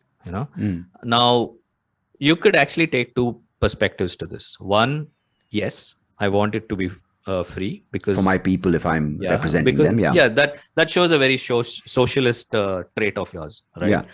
But some people would say something like, we have to charge it if in case we need to improve it, do research and development, and so it take it to itself. the next level. So I have to charge. So that makes you a capitalist. So basically, it's very interesting how it's bringing all of these things. I mean, at least you're understanding the different traits that a human would have in these kind of scenarios, and how greedy you can get and stuff like that, because he throws you into a scenario where you're trying to fight for votes. Okay. So of course. That's eventually, these are some of the dilemmas or issues same thing with the current scenario also, right? Like, how do you tell people that, hey, Russia never colonized any other country, and all of the Western countries who are part of All NATO the people actually. calling out Russia on their act is Yeah, were but at the same yeah, time, yeah. they're like, killing off people and just entering into Ukraine and doing stuff. Now, whose side are you going to take? And of course, someone can throw into the mix. But wait a second, do you guys forget what happened 3 months last August in Afghanistan when so many people Exactly. were just left stranded by this country, which is Exactly. calling another one out? Like I know what you mean, Exactly. and many times it goes into this dining table argument. Everyone's like, Yes. "Oh, Trump was a bastard," but dude, we're not even talking about Trump, right? But if you can do it through this What game, yeah. if you gave them a break from this part of the world and clear your mind, like a yoga for your brain, and you just play a simple, relaxing game where, you just created a nice, positive vibe around the table. As simple as that, right? That this is the break that games give you, right? And Okay. especially a board game. Yeah. No, I mean, just on that point, I think it's so important in my head to understand this. There's this big concern, right, of now everything moving online with kids Right. studying online, Zoom Exactly. classes, virtual, whatever the word is, right? Yes. Yes. And then they have games which are throwing all these exciting elements, right? The screens, the colors, the special effects, the sound effects, whatnot, and you're immersed in this world. Now you have VR headsets, and you have these gaming sort of things where kids wear like headsets, kids or even adults, and then you have these YouTubers who are gaming. I'm saying there are so many Absolutely. stimuli which are being thrown Yes. at you on these big screens. You have these gaming screens. That's How do very you, interesting. Yeah. yeah, how do you draw them to cardboard and paper and That's whatever? brilliant. I love it that you actually brought it that way. So, if you actually look at it, they are such a massive competition. I mean, like Netflix and all this are like competitors for us, because the moment somebody, if you've designed a game which is so boring that, millisecond they're going to switch on their phone and start watching Insta reel or something, that means you haven't done a good job of immersing them, right? Yeah. Now, we don't have to wait. This is the 21st century, man. It's like we don't have to wait until the product reaches a market to see if it's going to be a failure, right? So Yeah. you can start enticing them from day one. Just ask them, hey, I have these different concepts. Okay. To give you an idea, we actually did this experiment on our Instagram page. So we use our community like crazy for coming up with the concepts. Okay. So we had a game based on Bollywood. We had a Yeah. game based on adopting a dog. We had a game based on launching a rocket as part of ISRO. Okay. Right. So and another game based on cricket. Uh-huh. Now, obvious thing is 1.35 billion people in India. They breathe movies. They breathe cricket. Right. Yeah. That's the stereotype. Right. And we actually ask people for their votes. And as I said, our age group that we target and our community that we built are basically in the age group of 14 to 40. Okay. Okay. Okay. And the core of it is like 18 to 24 years. I mean, that's a So powerful segment of the population because, absolutely, yeah, absolutely. So, and also this is the time when they actually have time to chill and yeah, try out stuff, right? They're in their dorm room and they want to play something, right? yeah. Instead of spending all that money on drugs, rather invest it on a Catan. Different kind of game theory. when when No, you're high as seriously, a kite. believe me, Yeah. you getting addicted to board games is a lot more nicer. So I'm getting Yeah, my of son course. and Of getting course. obsessed with board games. Anyway, so you know, at oh shit, I forgot. I completely lost track of where I was Now, getting you're to. talking about basically how there are these um, age groups that Right. are committed to So the. we asked them, and you won't believe it. On a scale of 1 to 10, we got like a 3.5 for Bollywood and cricket. They're like, dude, this is such a used and abused concept and theme. We don't want to see one more thing where we are engaging over these things, right? Yeah. And they absolutely loved the rocket one because India is full of nerds. Yeah. And I was telling you this the other day, like, they'd love anything to do with logical reasoning and these IQ tests and stuff like that. And we have nothing. We're just letting our brains rot by binge watching some stuff. And that's when we were like, hey, I mean, this is my view. What do you think? And people started, begging us to launch a game. And we were like, damn shit. Okay, this is a huge gap. Let's do this. So it started with one game. And now we are close to probably 20 games that we've launched. And we've Brilliant. designed 20 plus games for other companies. We've designed games for corporates. A lot of people have reached out. We are designing a game for ISRO, by the way.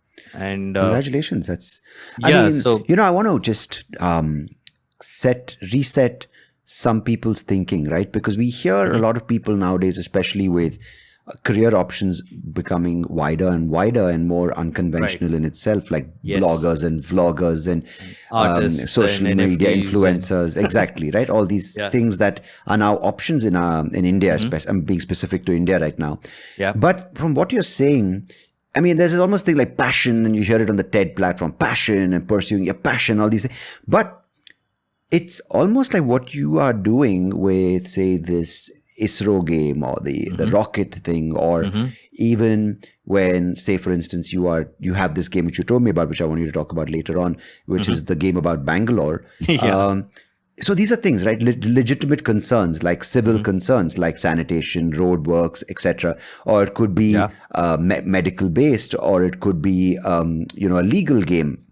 So what it almost feels like is you're bringing back context and also a cool factor to these various lines of education, which people kind of almost say, like you hear it, especially when I meet other comedians, they're like, oh, I was IT. That's opening line for so many comedians. I was an engineer and IT. Now I hate my job. I'm a comedian. But it almost feels like in 5 years, if there are people who do get into this space going, you know what? I was a YouTuber, but I got back into to refresh my engineering skills, because now I want to invent a game on how to improve a city in India. Yeah. You know what I mean? So it's quite cool to say, okay, there is a future in our country if we get, So that's interesting you brought this up, So we actually have a game called Indus, 2500 BCE. So a lot of people in India, I mean, we would have studied about Indus, but it's probably a couple of pages. But then we'd be all fascinated with the whole Egyptian civilization and the Roman civilization and the Greeks and stuff like that. Something to do with Cleopatra, and I think something to do with female anatomy, which got us interested. Right. Yeah, taking bath in milk. Anyway. Yeah. So, it was very interesting when we actually designed Indus. We started diving deep into the Indus Valley civilization, and then realized, damn, dude, it's such a brilliant civilization. And we never imagined. I mean, first of all, point number one, they felt that they should take baths. So they actually had bathhouses. Dude, that's a huge evolution in itself when you look at humans, right? I mean, we were like, damn, I mean, not just that, but we started. I spoke to Christopher C. Doyle on this podcast about, and he was talking about the Indus Valley civilization. He's an author. He writes about Indian history, and he's got a couple of bestsellers out there in different series of books.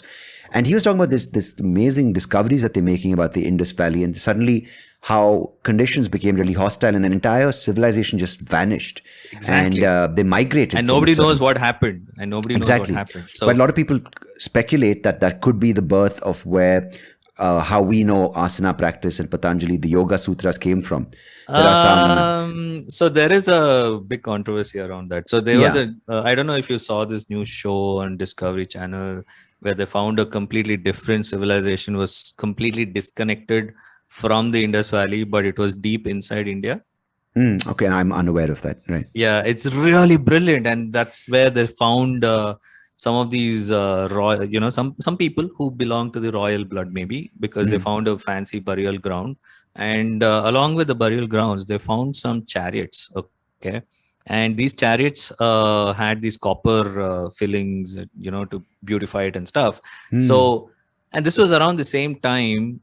Actually, it has an overlap on, with Indus Valley civilization. So and there is no similarities between the two. From the culture perspective, from the way they traded, nothing, no connection, right? And the interesting thing is, the Westerners kept saying that these chariots were pulled by bulls. Okay. Right. And we always heard of, these mythological stories where, chariots with horses and chetak and blah, blah, blah. And these guys are telling us that, hey, no, Indians never had horses. They're the Aryans who brought the horses into India. Yeah. And, it's such a brilliant way. It gives you goosebumps. So, the scene is they show you the chariot. Okay. And they actually show you a mock-up, a 3D mock-up of a person standing, and the angle at which the chariot is like, standing and stuff like that. And they start putting a bull there, and obviously a bull would not suit the chariot. And then they found bones of a horse, and it's obviously a horse pulled chariot. And we always read about how Chandragupta, in the 600, 300 BC, 300 BC rather, he actually had 8,000 chariots, and we never read this, right? It's such a pity that the way we've been and continue, and the young kids right now continuing to be taught such, such a watered down, uninteresting, biased way of what the past was. And this is the reason I brought up Christopher Doyle and the other guy who's on the show called Anirudh Kanisetti, is because they are trying to do that, and they're doing it through books, the books they write about. So Anirudh basically wrote this book called The Lords of the Deccan. It's his first book. Right. So I told you about this. Get hold of it, yeah. Yeah. So the reason I brought them up is, and I'm glad you brought up the Indus Valley with your game, is kind of this where these mediums marry, right? Is such an interesting way of learning. Of course, books are more traditional, but even with this, I didn't know certain things. Like you obviously, you'll go to a Graham Hancock and the way he's covered, like in Underworld, or he's gone to certain other sort of, Chariots of God, the Chariots. Right. I think the whatever the book, Magicians of the Gods, or whatever his first two books were, and you kind of hear it from their perspective, which is, I love watching, the BBC or the Discovery documentaries about India, because they do it so beautifully. And a lot of my historical context of India has been through foreign narrators and authors, because they know how to tell a story. And these are stories, whether you like it or not. To give you an example, Chariots of Chandragupta was one of the games you made to educate kids about, that there's a cool racing game.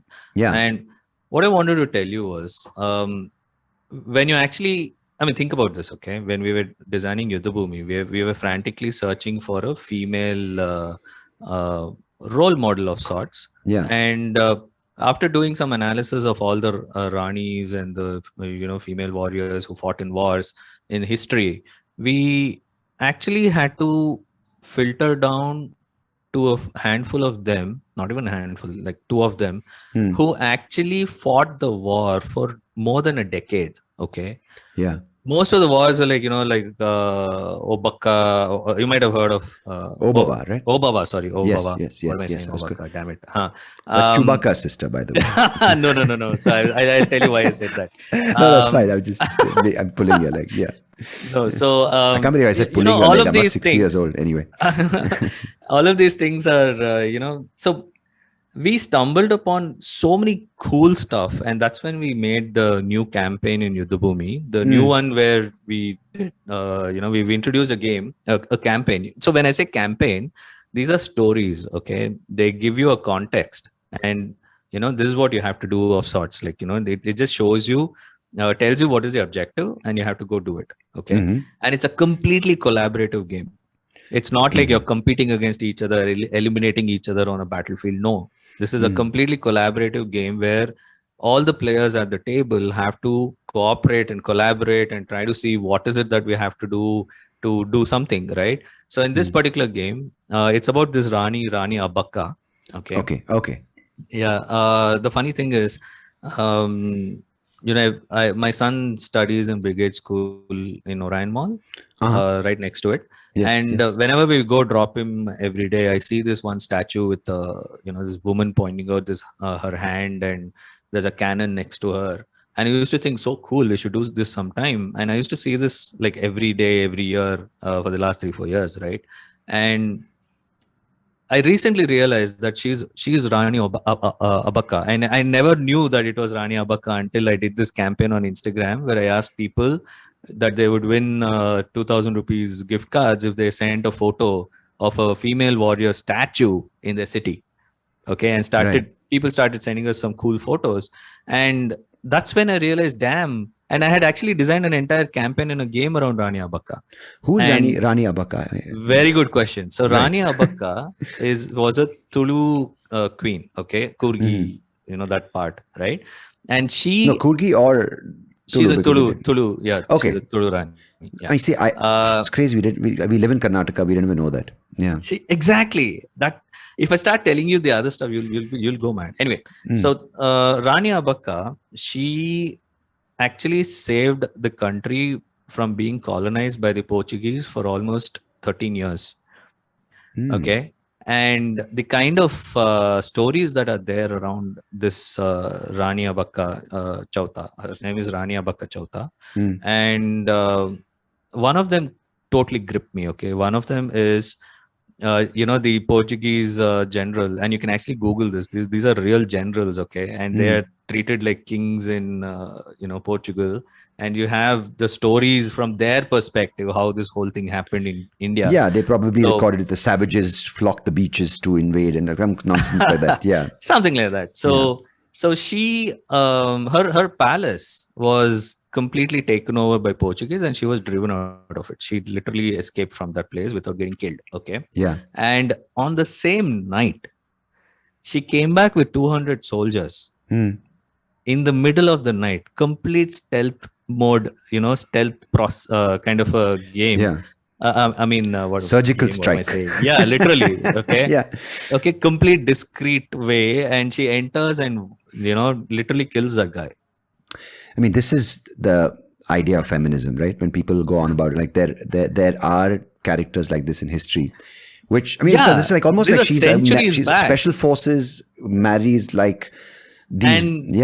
And we made a game where Rani Abakka is running towards the fort. Okay, no horses, no elephants, because it's complete stealth. Yeah. And you're running into the fort, and you have to, as players, we have to kind of cover her, kind of provide backup, not let her go alone and get killed. If she gets killed, that means the game won against you.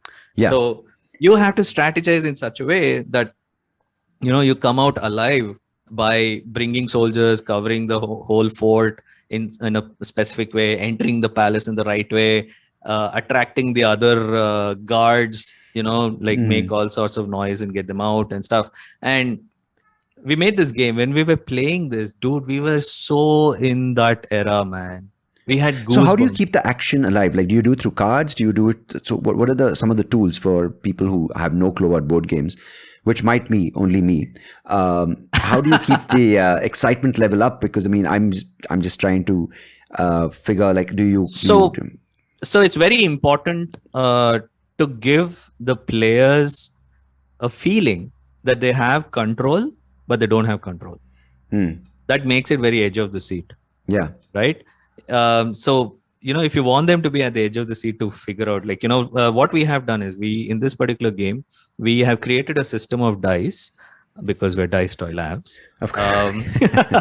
Yeah. It would help to have one of your products in the name of your used in your games. Yeah. I know. So we actually made a system of dice where it's just 5 dice, okay, with 3 symbols on it. Okay, there's a triangle, a circle, and an X mark. And these symbols and this dice, but the reason why I call it a system of dice is because we can use these dice in all our games in the future, where each of these symbols actually correspond to something. So you almost developed your own language, which can be used across your games, right? Correct. So, like, for example, in this game, we call it... so this is very interesting. In dice roll, there is a concept, okay, do you have time for this gyan? Of course. I mean, that's why I told you before we even started, or the time I first called you, it's not about just your game or games. It's about the story that goes into making it, developing it, the outcome, the reason, and all of that. So, of course, I'm pretty sure everyone listening right now would. So yeah, basically what we've done is we've given you 5 dice and you roll them, and you can decide which ones you want to keep and which ones you want to re-roll. Okay, so we give you enough control where you can, you have an opportunity to re-roll some of the dice to get an outcome which is closer to your preferred outcome, Got it. So 5 dice, and how many faces do these dice have? Normal D6. So okay, and they have a triangle, a circle and an X. So they repeat themselves each twice. Correct. Right. So you so you have... Sandeep, you are there, man. I'm already there. I'm sucked in. Yes. I'm one of what is the word? I'm one of the magi. I don't know, whatever you said.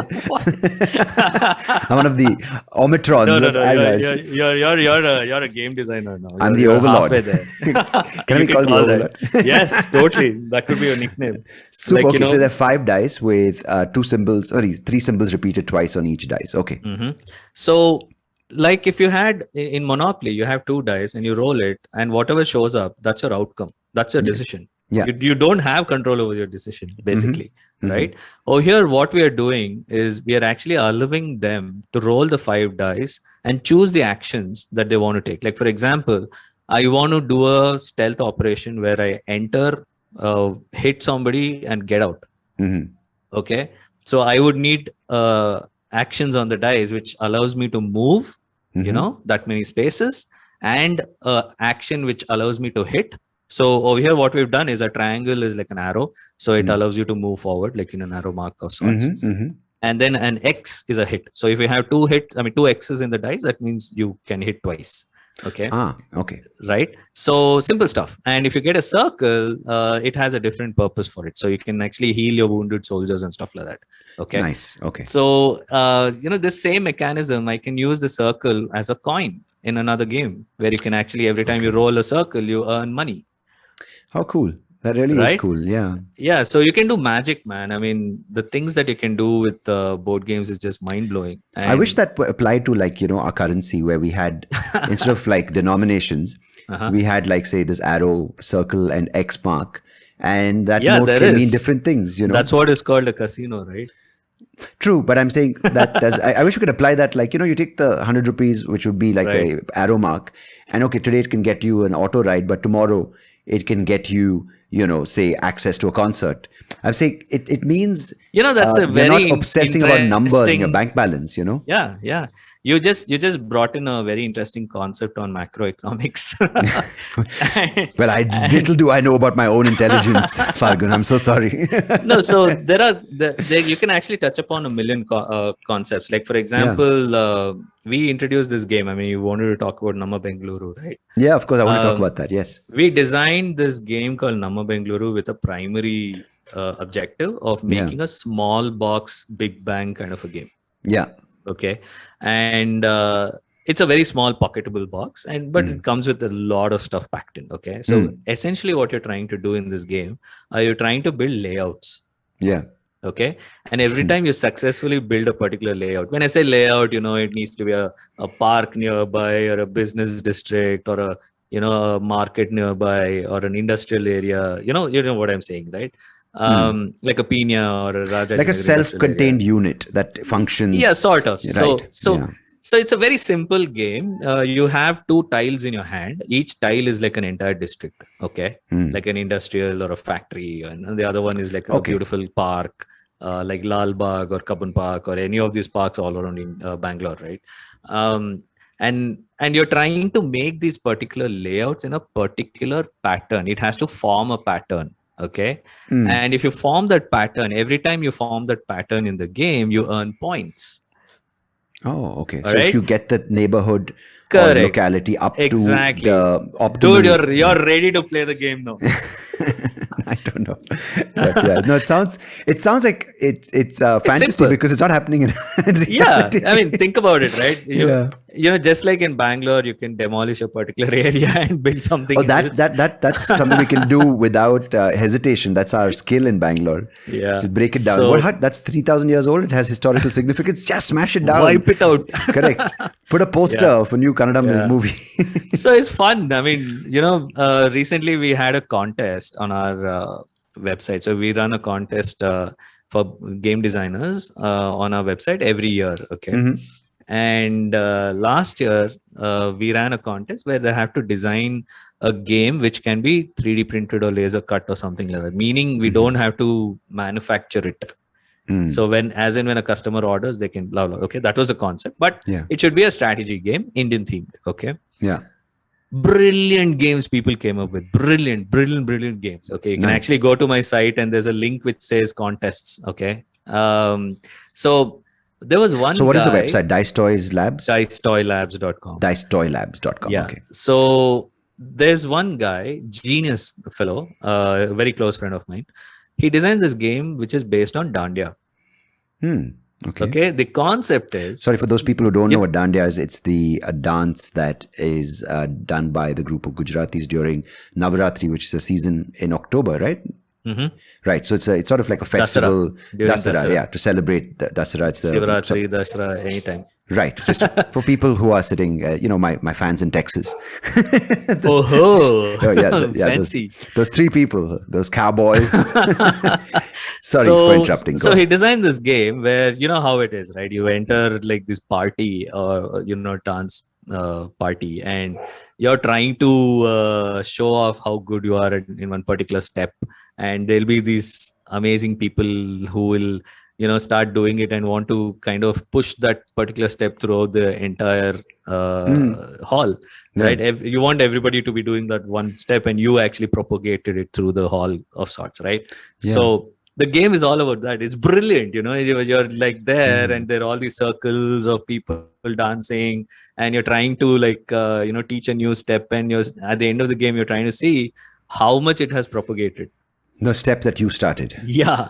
It's caught on or not, right? Yeah. And it has all these gears where these people are turning and stuff. I'm like, dude, this is crazy. And nobody has done this. Think about it. That's quite amazing that you take an Indian dance or a sort of collective festive experience. Yeah. I mean, even something like that can become, I mean, in this region where we live in India, in the state of Karnataka, there's this thing called Yakshagana. It's almost like making something out of a game out of Yakshagana, which is quite... I mean, the things that you're saying now, I mean, I'm going to move into cultural context because we kind of are saying national pride and we're hearing these words being thrown around.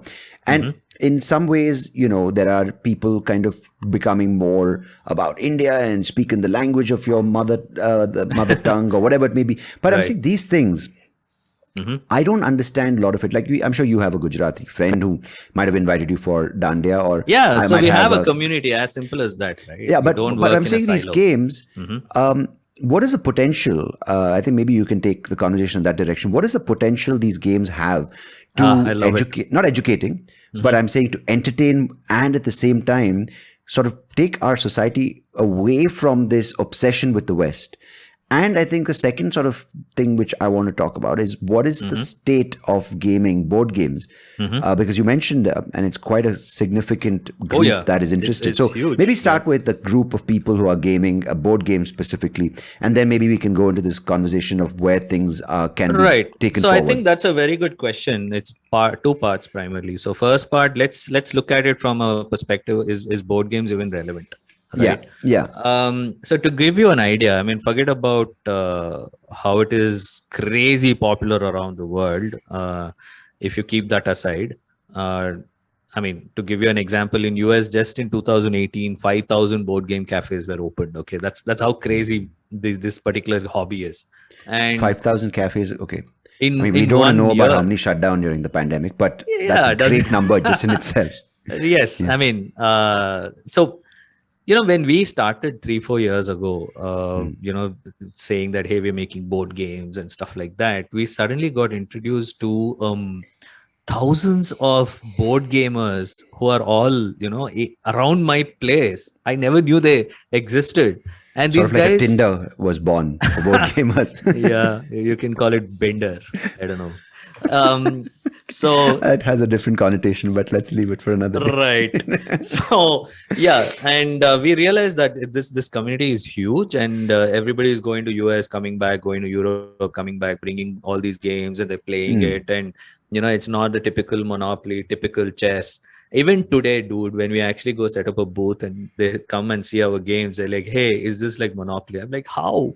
Anyway, so we realized that there's a market. There's a huge hobby gaming market which is kind of growing in India, but there are absolutely no Indian themed games.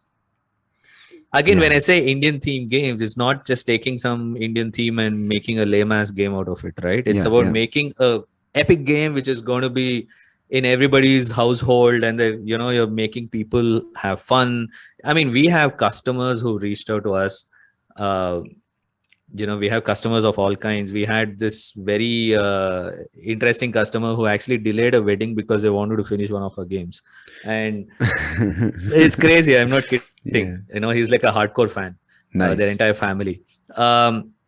There's so many customers who, like, there was this kid who had cerebral palsy, and you know how it is, right? Their They have, yeah, life is of course, sort of muscular right, and they movement, have a very motor short function. lifespan. So, Yeah. so this guy, he was so excited about Yuddhabhumi. This was the first edition we had launched 4 years ago. Um, the mother reached out to us, and she didn't tell us anything that her son is like this, and nothing. She didn't mention a word, and that's something which I'm just blown away. So we shipped the game to her. It was Rakhi time, so we were actually giving her Rakhi free with the game and stuff. And she ordered one, we gave it, and she sent a photo of her son holding the game with a smile. And she told us that he has cerebral palsy and he's going to lose all his motor functions in a couple of months. And he plays Yuddhabhumi morning, day, and night with his dad and mom and everybody. Man. And Yeah. that just totally right. I mean, remember I told you there's an emotional side why I'm with board games, right? Yeah. So Yeah. this is what it is. Every day all of us face so many crazy things in our life, right? Yeah. Yeah. And this is one thing where you can actually win at. These are The beautiful part is how would otherwise a mother and father, of course, who love their child and want him to have the best possible life in this with this condition.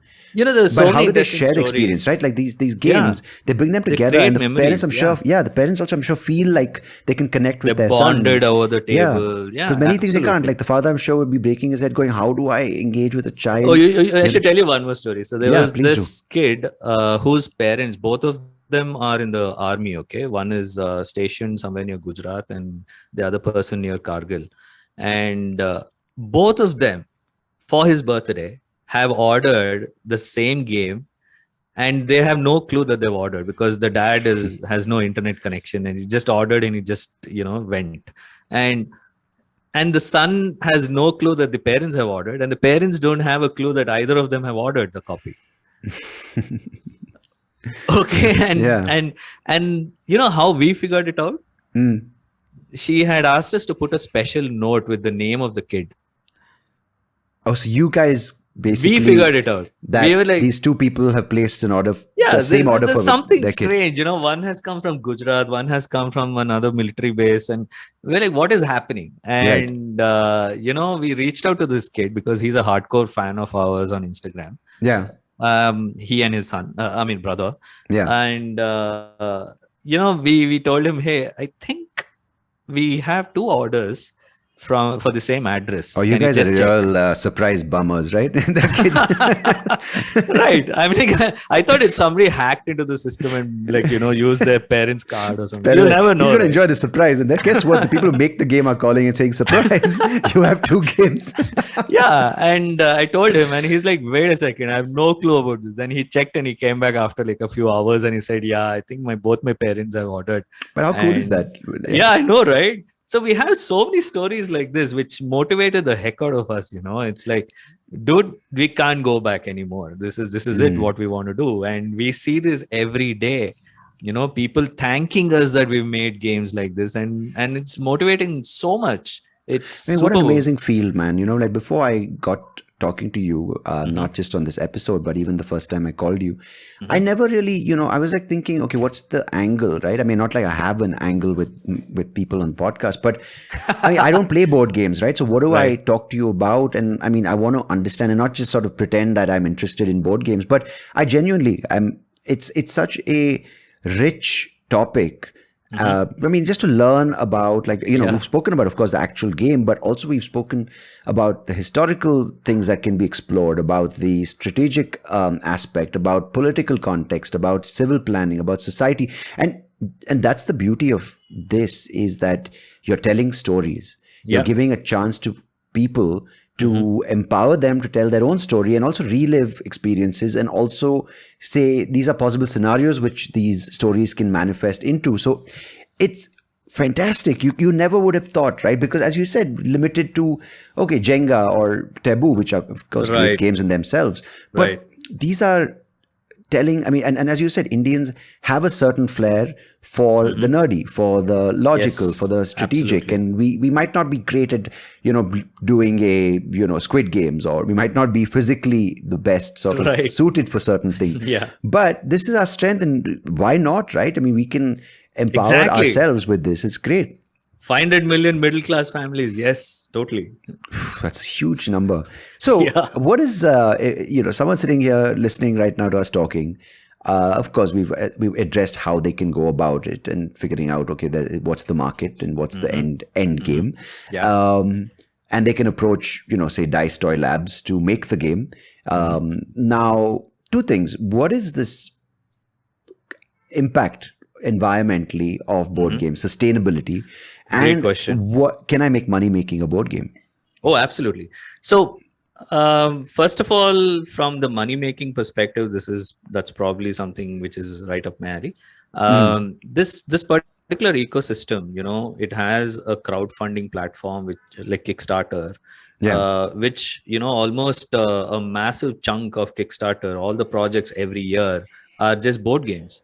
And these guys are, they don't have to have a company registered, nothing. They can just, it could be a sole single designer who puts it up there, and people, if they like it, they fund it. And I know stories where people have bought flats from the money they made from board games, these crowdfunding platforms and stuff. But the thing is, the ecosystem is so beautiful. The content creators who make how to play videos, review your games, all the millions of channels on YouTube. It has an offset of another career yeah. option where you can there's review a cafe where you can actually have these games. There's the manufacturers, and the most important thing, artists, right? I mean, every game needs artwork, and we have managed to work with hundreds and hundreds of artists, illustrators. I can only imagine. And the detail illustrators you were saying about those toys, where Exactly. the better the thing is, where you can actually sit and admire that character from Yuddha Bhumi, saying, my God, this has got physical beauty Absolutely. to it. It's not just a pawn in a game, Yeah. So if you look at any of our games, we gave, I come from a design background, so I'm obsessed with detail. The attention to detail is something which we are very proud of. We don't mind stopping a game which is just entering manufacturing in case we found an option or an opportunity to change the game even in the last moment. So that's end of the day, that's because we have figured out manufacturing in India, which can be done at 1/6 the price, right? Oh, so you don't send it to China anymore. So it's all done here. Yeah, everything is made in Bangalore. Just down the road, man. He's like one local man.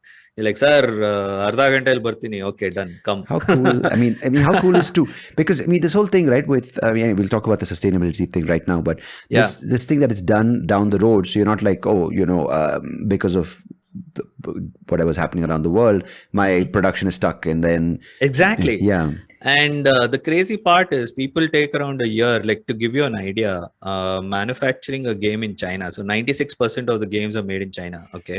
And remaining small percentage is done in Germany. In China? Yeah. Dude, you won't believe how popular Namma Bengaluru is in China. I mean, how cool will be a guy comes from Beijing and he knows Badarinath.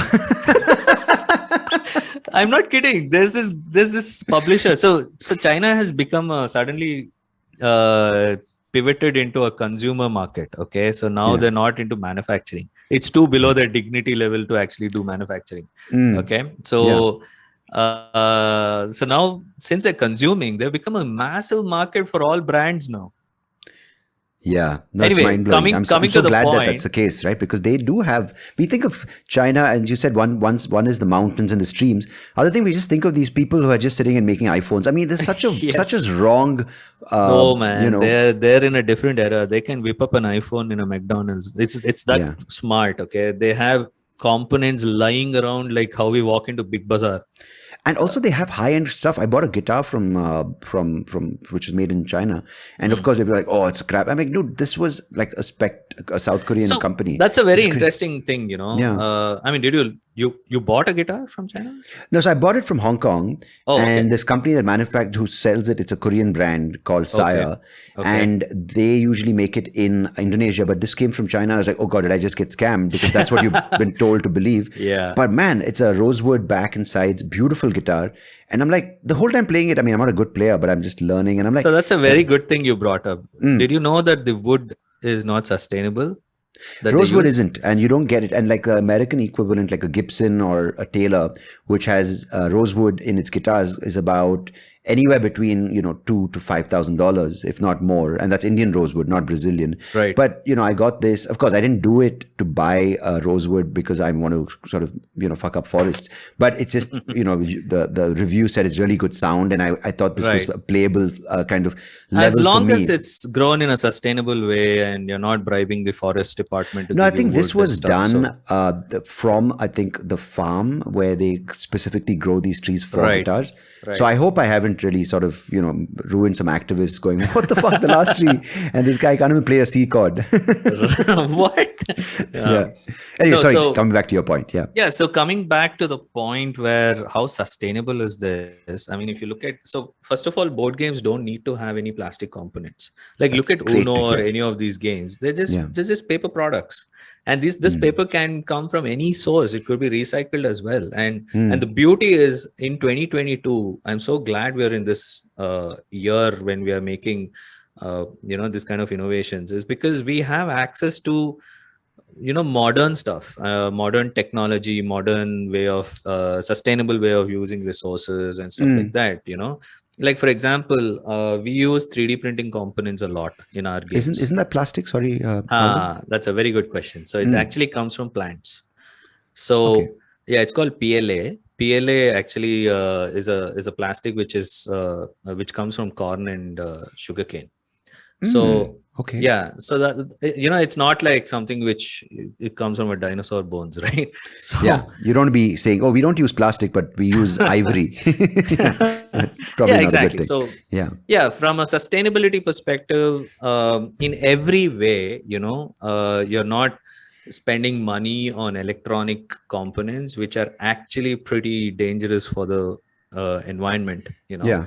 Even a lithium battery, when you're done with a phone or just a bunch of alkaline batteries, you just chuck them, right? Yeah. And if they're not if you don't remove those components which are super precious, like this iridium and all of these elements that are there, which no one right now is addressing with electric cars. That's sort of something we have to be worried about. Where do we dispose of this, right? Like, so that's one thing about lithium ion. Lithium ion can be repurposed. So there are ways to repurpose, and Tesla has actually just figured it out. And brilliant. So yeah, I mean, at least you're not cutting down trees and ruining somebody's life, right? I mean, that definitely helps. But again, coming back to, it's a very interesting question. A lot of people keep asking, it's not an essential product. Yeah. Like especially during the pandemic, all these board games, toys, and anything which is non-essential were not important. Yeah. But I think it's essential. I think it's exactly. Just imagine these kids at home during the pandemic. I'd love to, have something like that instead of like, oh my God, okay, now they finished their lesson. How do they entertain themselves? Watch a YouTube video, get on a game on the iPad. It's horrible for the eyes. Exactly. Yeah. So yeah, I mean, we realized how much of an impact these games bring, and I'd rather be addicted to board games than anything else. Yeah. Makes sense. So, I mean, it's a very valid addiction. And there's so many stories to tell. There's so many people out there, and it's a very social experience. Like you're with people, and even with your own family. Like you sometimes probably get to know your brother, sister, mother, wife, whoever, a little bit better when you're playing a board game. Because I've met some people when, I mean, not recently, but you meet them, you're like, oh, no, don't ever call that person. They're a horrible person when you play with them. They're competitive, they bite, they hit you. Exactly. That's such a brilliant thing. When they lose, they're sore losers. And if you can teach a child that, hey, it's just a game, You can try again, big deal. And what if you win or lose, doesn't matter, just It's enjoy the the game. process of playing. Yeah. So that's something which I saw my own son, who was 4 years old many years back. He played Yuddhabhumi for the first time, and the way he reacted when he won, and that's it. That was the day. I still have the video on Instagram where he goes, yes, yes, yes, and he's just 4 years old. Okay. Nice. And that's when I was like, damn, okay, we have to make this game. And we're giving them an opportunity to create memories. That's what we like to do, basically, as an objective. That's brilliant. And so I think just to wind this conversation up, I think so you've got these games, you've got this culture growing in Bangalore specifically, but around the world, of course, it's established in other countries, say Japan, Germany, the US, wherever you mentioned. Europe, yeah. And there's this whole thing that we can use the internet for good, but we can also use the internet, use real life activities to sort of form these bonds. And what is your maybe prediction or your hope for board games around the world, maybe, but specifically since we're living in Bangalore and we're living in India? What do you see it as a tool for change? What is its potential, and what do you possibly see it doing in the near future? And how will you like to contribute to it? I think that's a very, that's a question which is very close to my heart as well. That's something which we are working hard on. See, primarily what's happening is we don't, this is the same problem which travel actually solves, right? If you are just sitting in your house and trying to make stereotypes about different countries and different cultures and stuff, you're just filling up your head with all kinds of shit, right? Yeah. And when you actually see all these Discovery Channel, and why am I saying Discovery Channel? It's prehistoric. But when you all watch YouTube or what's going on in the world, and how that's the like different my pull my leg situation moment. So this communication of different cultures, even within India, right? Like, for example, we made a game called Vallam Kali. Vallam Kali is a game based on boat racing in Kerala. Okay. And nobody knows about it. Yeah. Right. And that's when we're like, hey, okay, let's get people together from all over India. Probably next time we'll make a game based on kachoris. I don't know. We can do something where end of the day it makes you drool and you'd probably order food on Zomato. So something. Yeah, like something like even like rickshaw racing, which is a thing. Absolutely. And then there's so many social things. Why do these guys charge double meter? Why do these guys, and even meter pay meter. Yes. Yeah, exactly. There's the sky's the limit, and maybe not even the sky. Double meter. Yeah. Damn, those were the days. Who takes autos nowadays anyway? There's an Uber. I think I personally have heard a couple of people say, I prefer taking a rickshaw, taking an auto, because I don't feel as cooped up with this plastic sheet, the mask, the face thing. It's just like here I can, light up one dum, one cigarette. Yes. And whoever smokes, but if you don't smoke, you can still light up a cigarette. That's how cool an auto is. And the wind in your hair. Yeah, it brings out the smoker in you, even if you're not a smoker. Yeah. Yeah, it'll just smell like you smoke like a 10 cigarettes. Anyway, because you're going to sit next to that bus and be spewed on. So might as well enjoy a gold flake, So cool, man. But yes, promise me that we are going to meet up and play a couple of games. You can bring whoever you want to the meetup. It'll be super fun. It will. I think I don't know how I'll manage with seeing what is on the board, but I'm sure you'll help me. There are plenty of games where we've designed it for all kinds of people, so don't worry about it. Fantastic. We are there. So brilliant. So okay, what is your favorite board game? Oh, one game. because maybe people listening right now, and possibly a lot of people are already into board games, but maybe there's someone who's not got a clue of what a board game even feels like when they play it, excitement. So maybe one for you can recommend for people who are new to board games, and then maybe your favorite. Actually, honestly speaking, for Indians, Desi crowd, any of the games that we have launched, they will absolutely relate to it. It's very important for them to relate to a game, because 50% of the rules are just by that, right? I mean, like, for example, when I say chai garam, it's a game where you're making chai. Yeah. Right. So 50% of the rules are done. You know how to make chai. You have water, milk, blah, blah, blah. Yeah. So we like to make games which Indians can relate to. And any of our games are good to go for them. We have games starting from $500 all the way to 4,000 rupees. Yeah. And other than these, the modern games that I would love people to try is like, if people like traveling, then they should play this game called Ticket to Ride. It's a beautiful game where you have these cute little train bogies and you're actually building a track and stuff. It's brilliant. Okay. Ticket to Ride. Okay. Ticket to Ride. Is that one of your games? No. It's okay. I wish. Okay. No. So my games are, we have Nama Bengaluru. Yeah. That's a very good game to start off with. For children, I would suggest a game called My Bot Bites, which we have made, where you guide a bot around the lab to find its spare parts. It's like, how kids, they don't know the left hand and right hand, right? Right. So it's very instructional. Yeah. Right. So we made a game where it's called action programming. So you literally kind of guide the robot around, like turn around, go forward, take a left, right, and blah, blah, blah. So it's a lot of fun. It's been a super hit because you have these small little bots.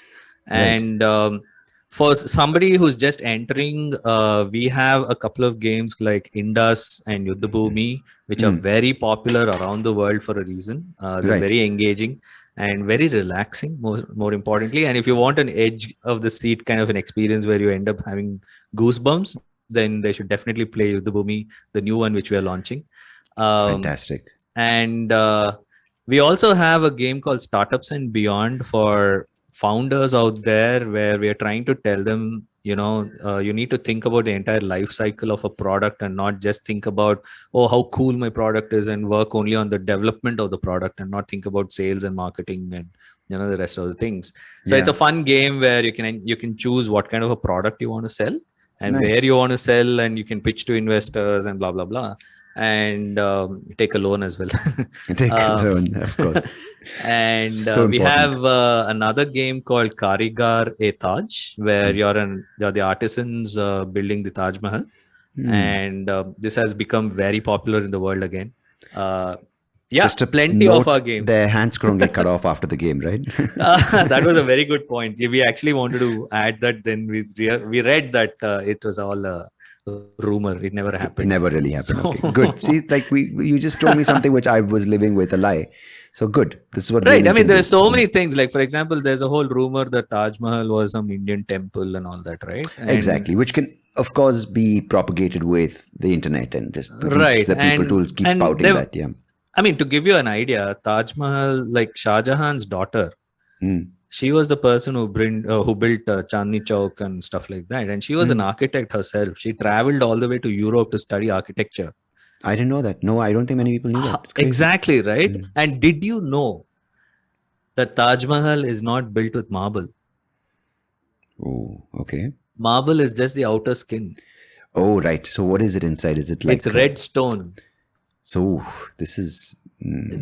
I was like, not even that. Did you know that the whole massive platform on which the Taj Mahal is built is wood? Oh, that's crazy, right? I'm not even kidding. I'm like, listening to all of this, I'm like thinking, shit. So, it's actually called one particular wood. It's called Abini wood, and the British called it ebony wood. So, okay, right, and crazy.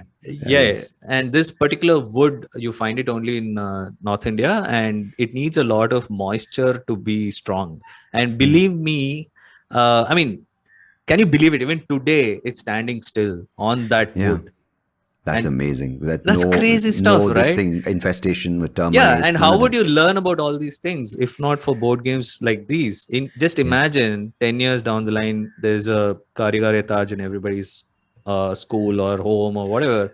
And what a way to learn. What a brilliant way to learn. Who knows if Taj Mahal will survive that much time, but at least some stories around it. So I mean, as long as we don't mess with it, I think it's lasted this long. As long as we don't go put some stupid bias on it and say this is how it should be restored. I hope we don't do that, but I'm pretty Yeah. sure we will.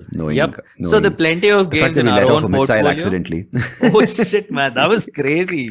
I was like, what the hell is happening? Yeah. How can that happen even? Yeah, some guy called Prashant. He's like, time aito. Just let off a missile. Oh god. Anyway, less said about that, the better. I can only think of Homer Simpson sleeping on, just his head crashing into one of the buttons or something. Anyway, super cool, man. I'm so glad we had this. Thank you so much, Phalgun. So dicetoyslabs.com, guys. That's where you can head over if you want to check out his games. And Ticket to Ride, he would recommend that. And it's beautiful what you're doing. And congratulations to you and your entire team from all aspects of the game. And also, for talking to me about and educating me, or maybe just roping me to this world of yours. I really appreciate it. And thanks so much for taking the time and sharing everything about what you love doing. Well, board games is a conversation starter. It's like you wear a t-shirt which says you're a board gamer, you're done. And somebody will find you and start talking. So I've done Comic-Con, so I know what kind of people love this. They're fun and they're good, and it's a nice energy. It's not toxic. Absolutely. It's not. Yeah, absolutely. Thank you so much, Sandeep. Thank you, my friend. Really appreciate it, man. Don't forget, we have to play the game. Yes, we will soon. Super cool. Awesome. Cheers, bro.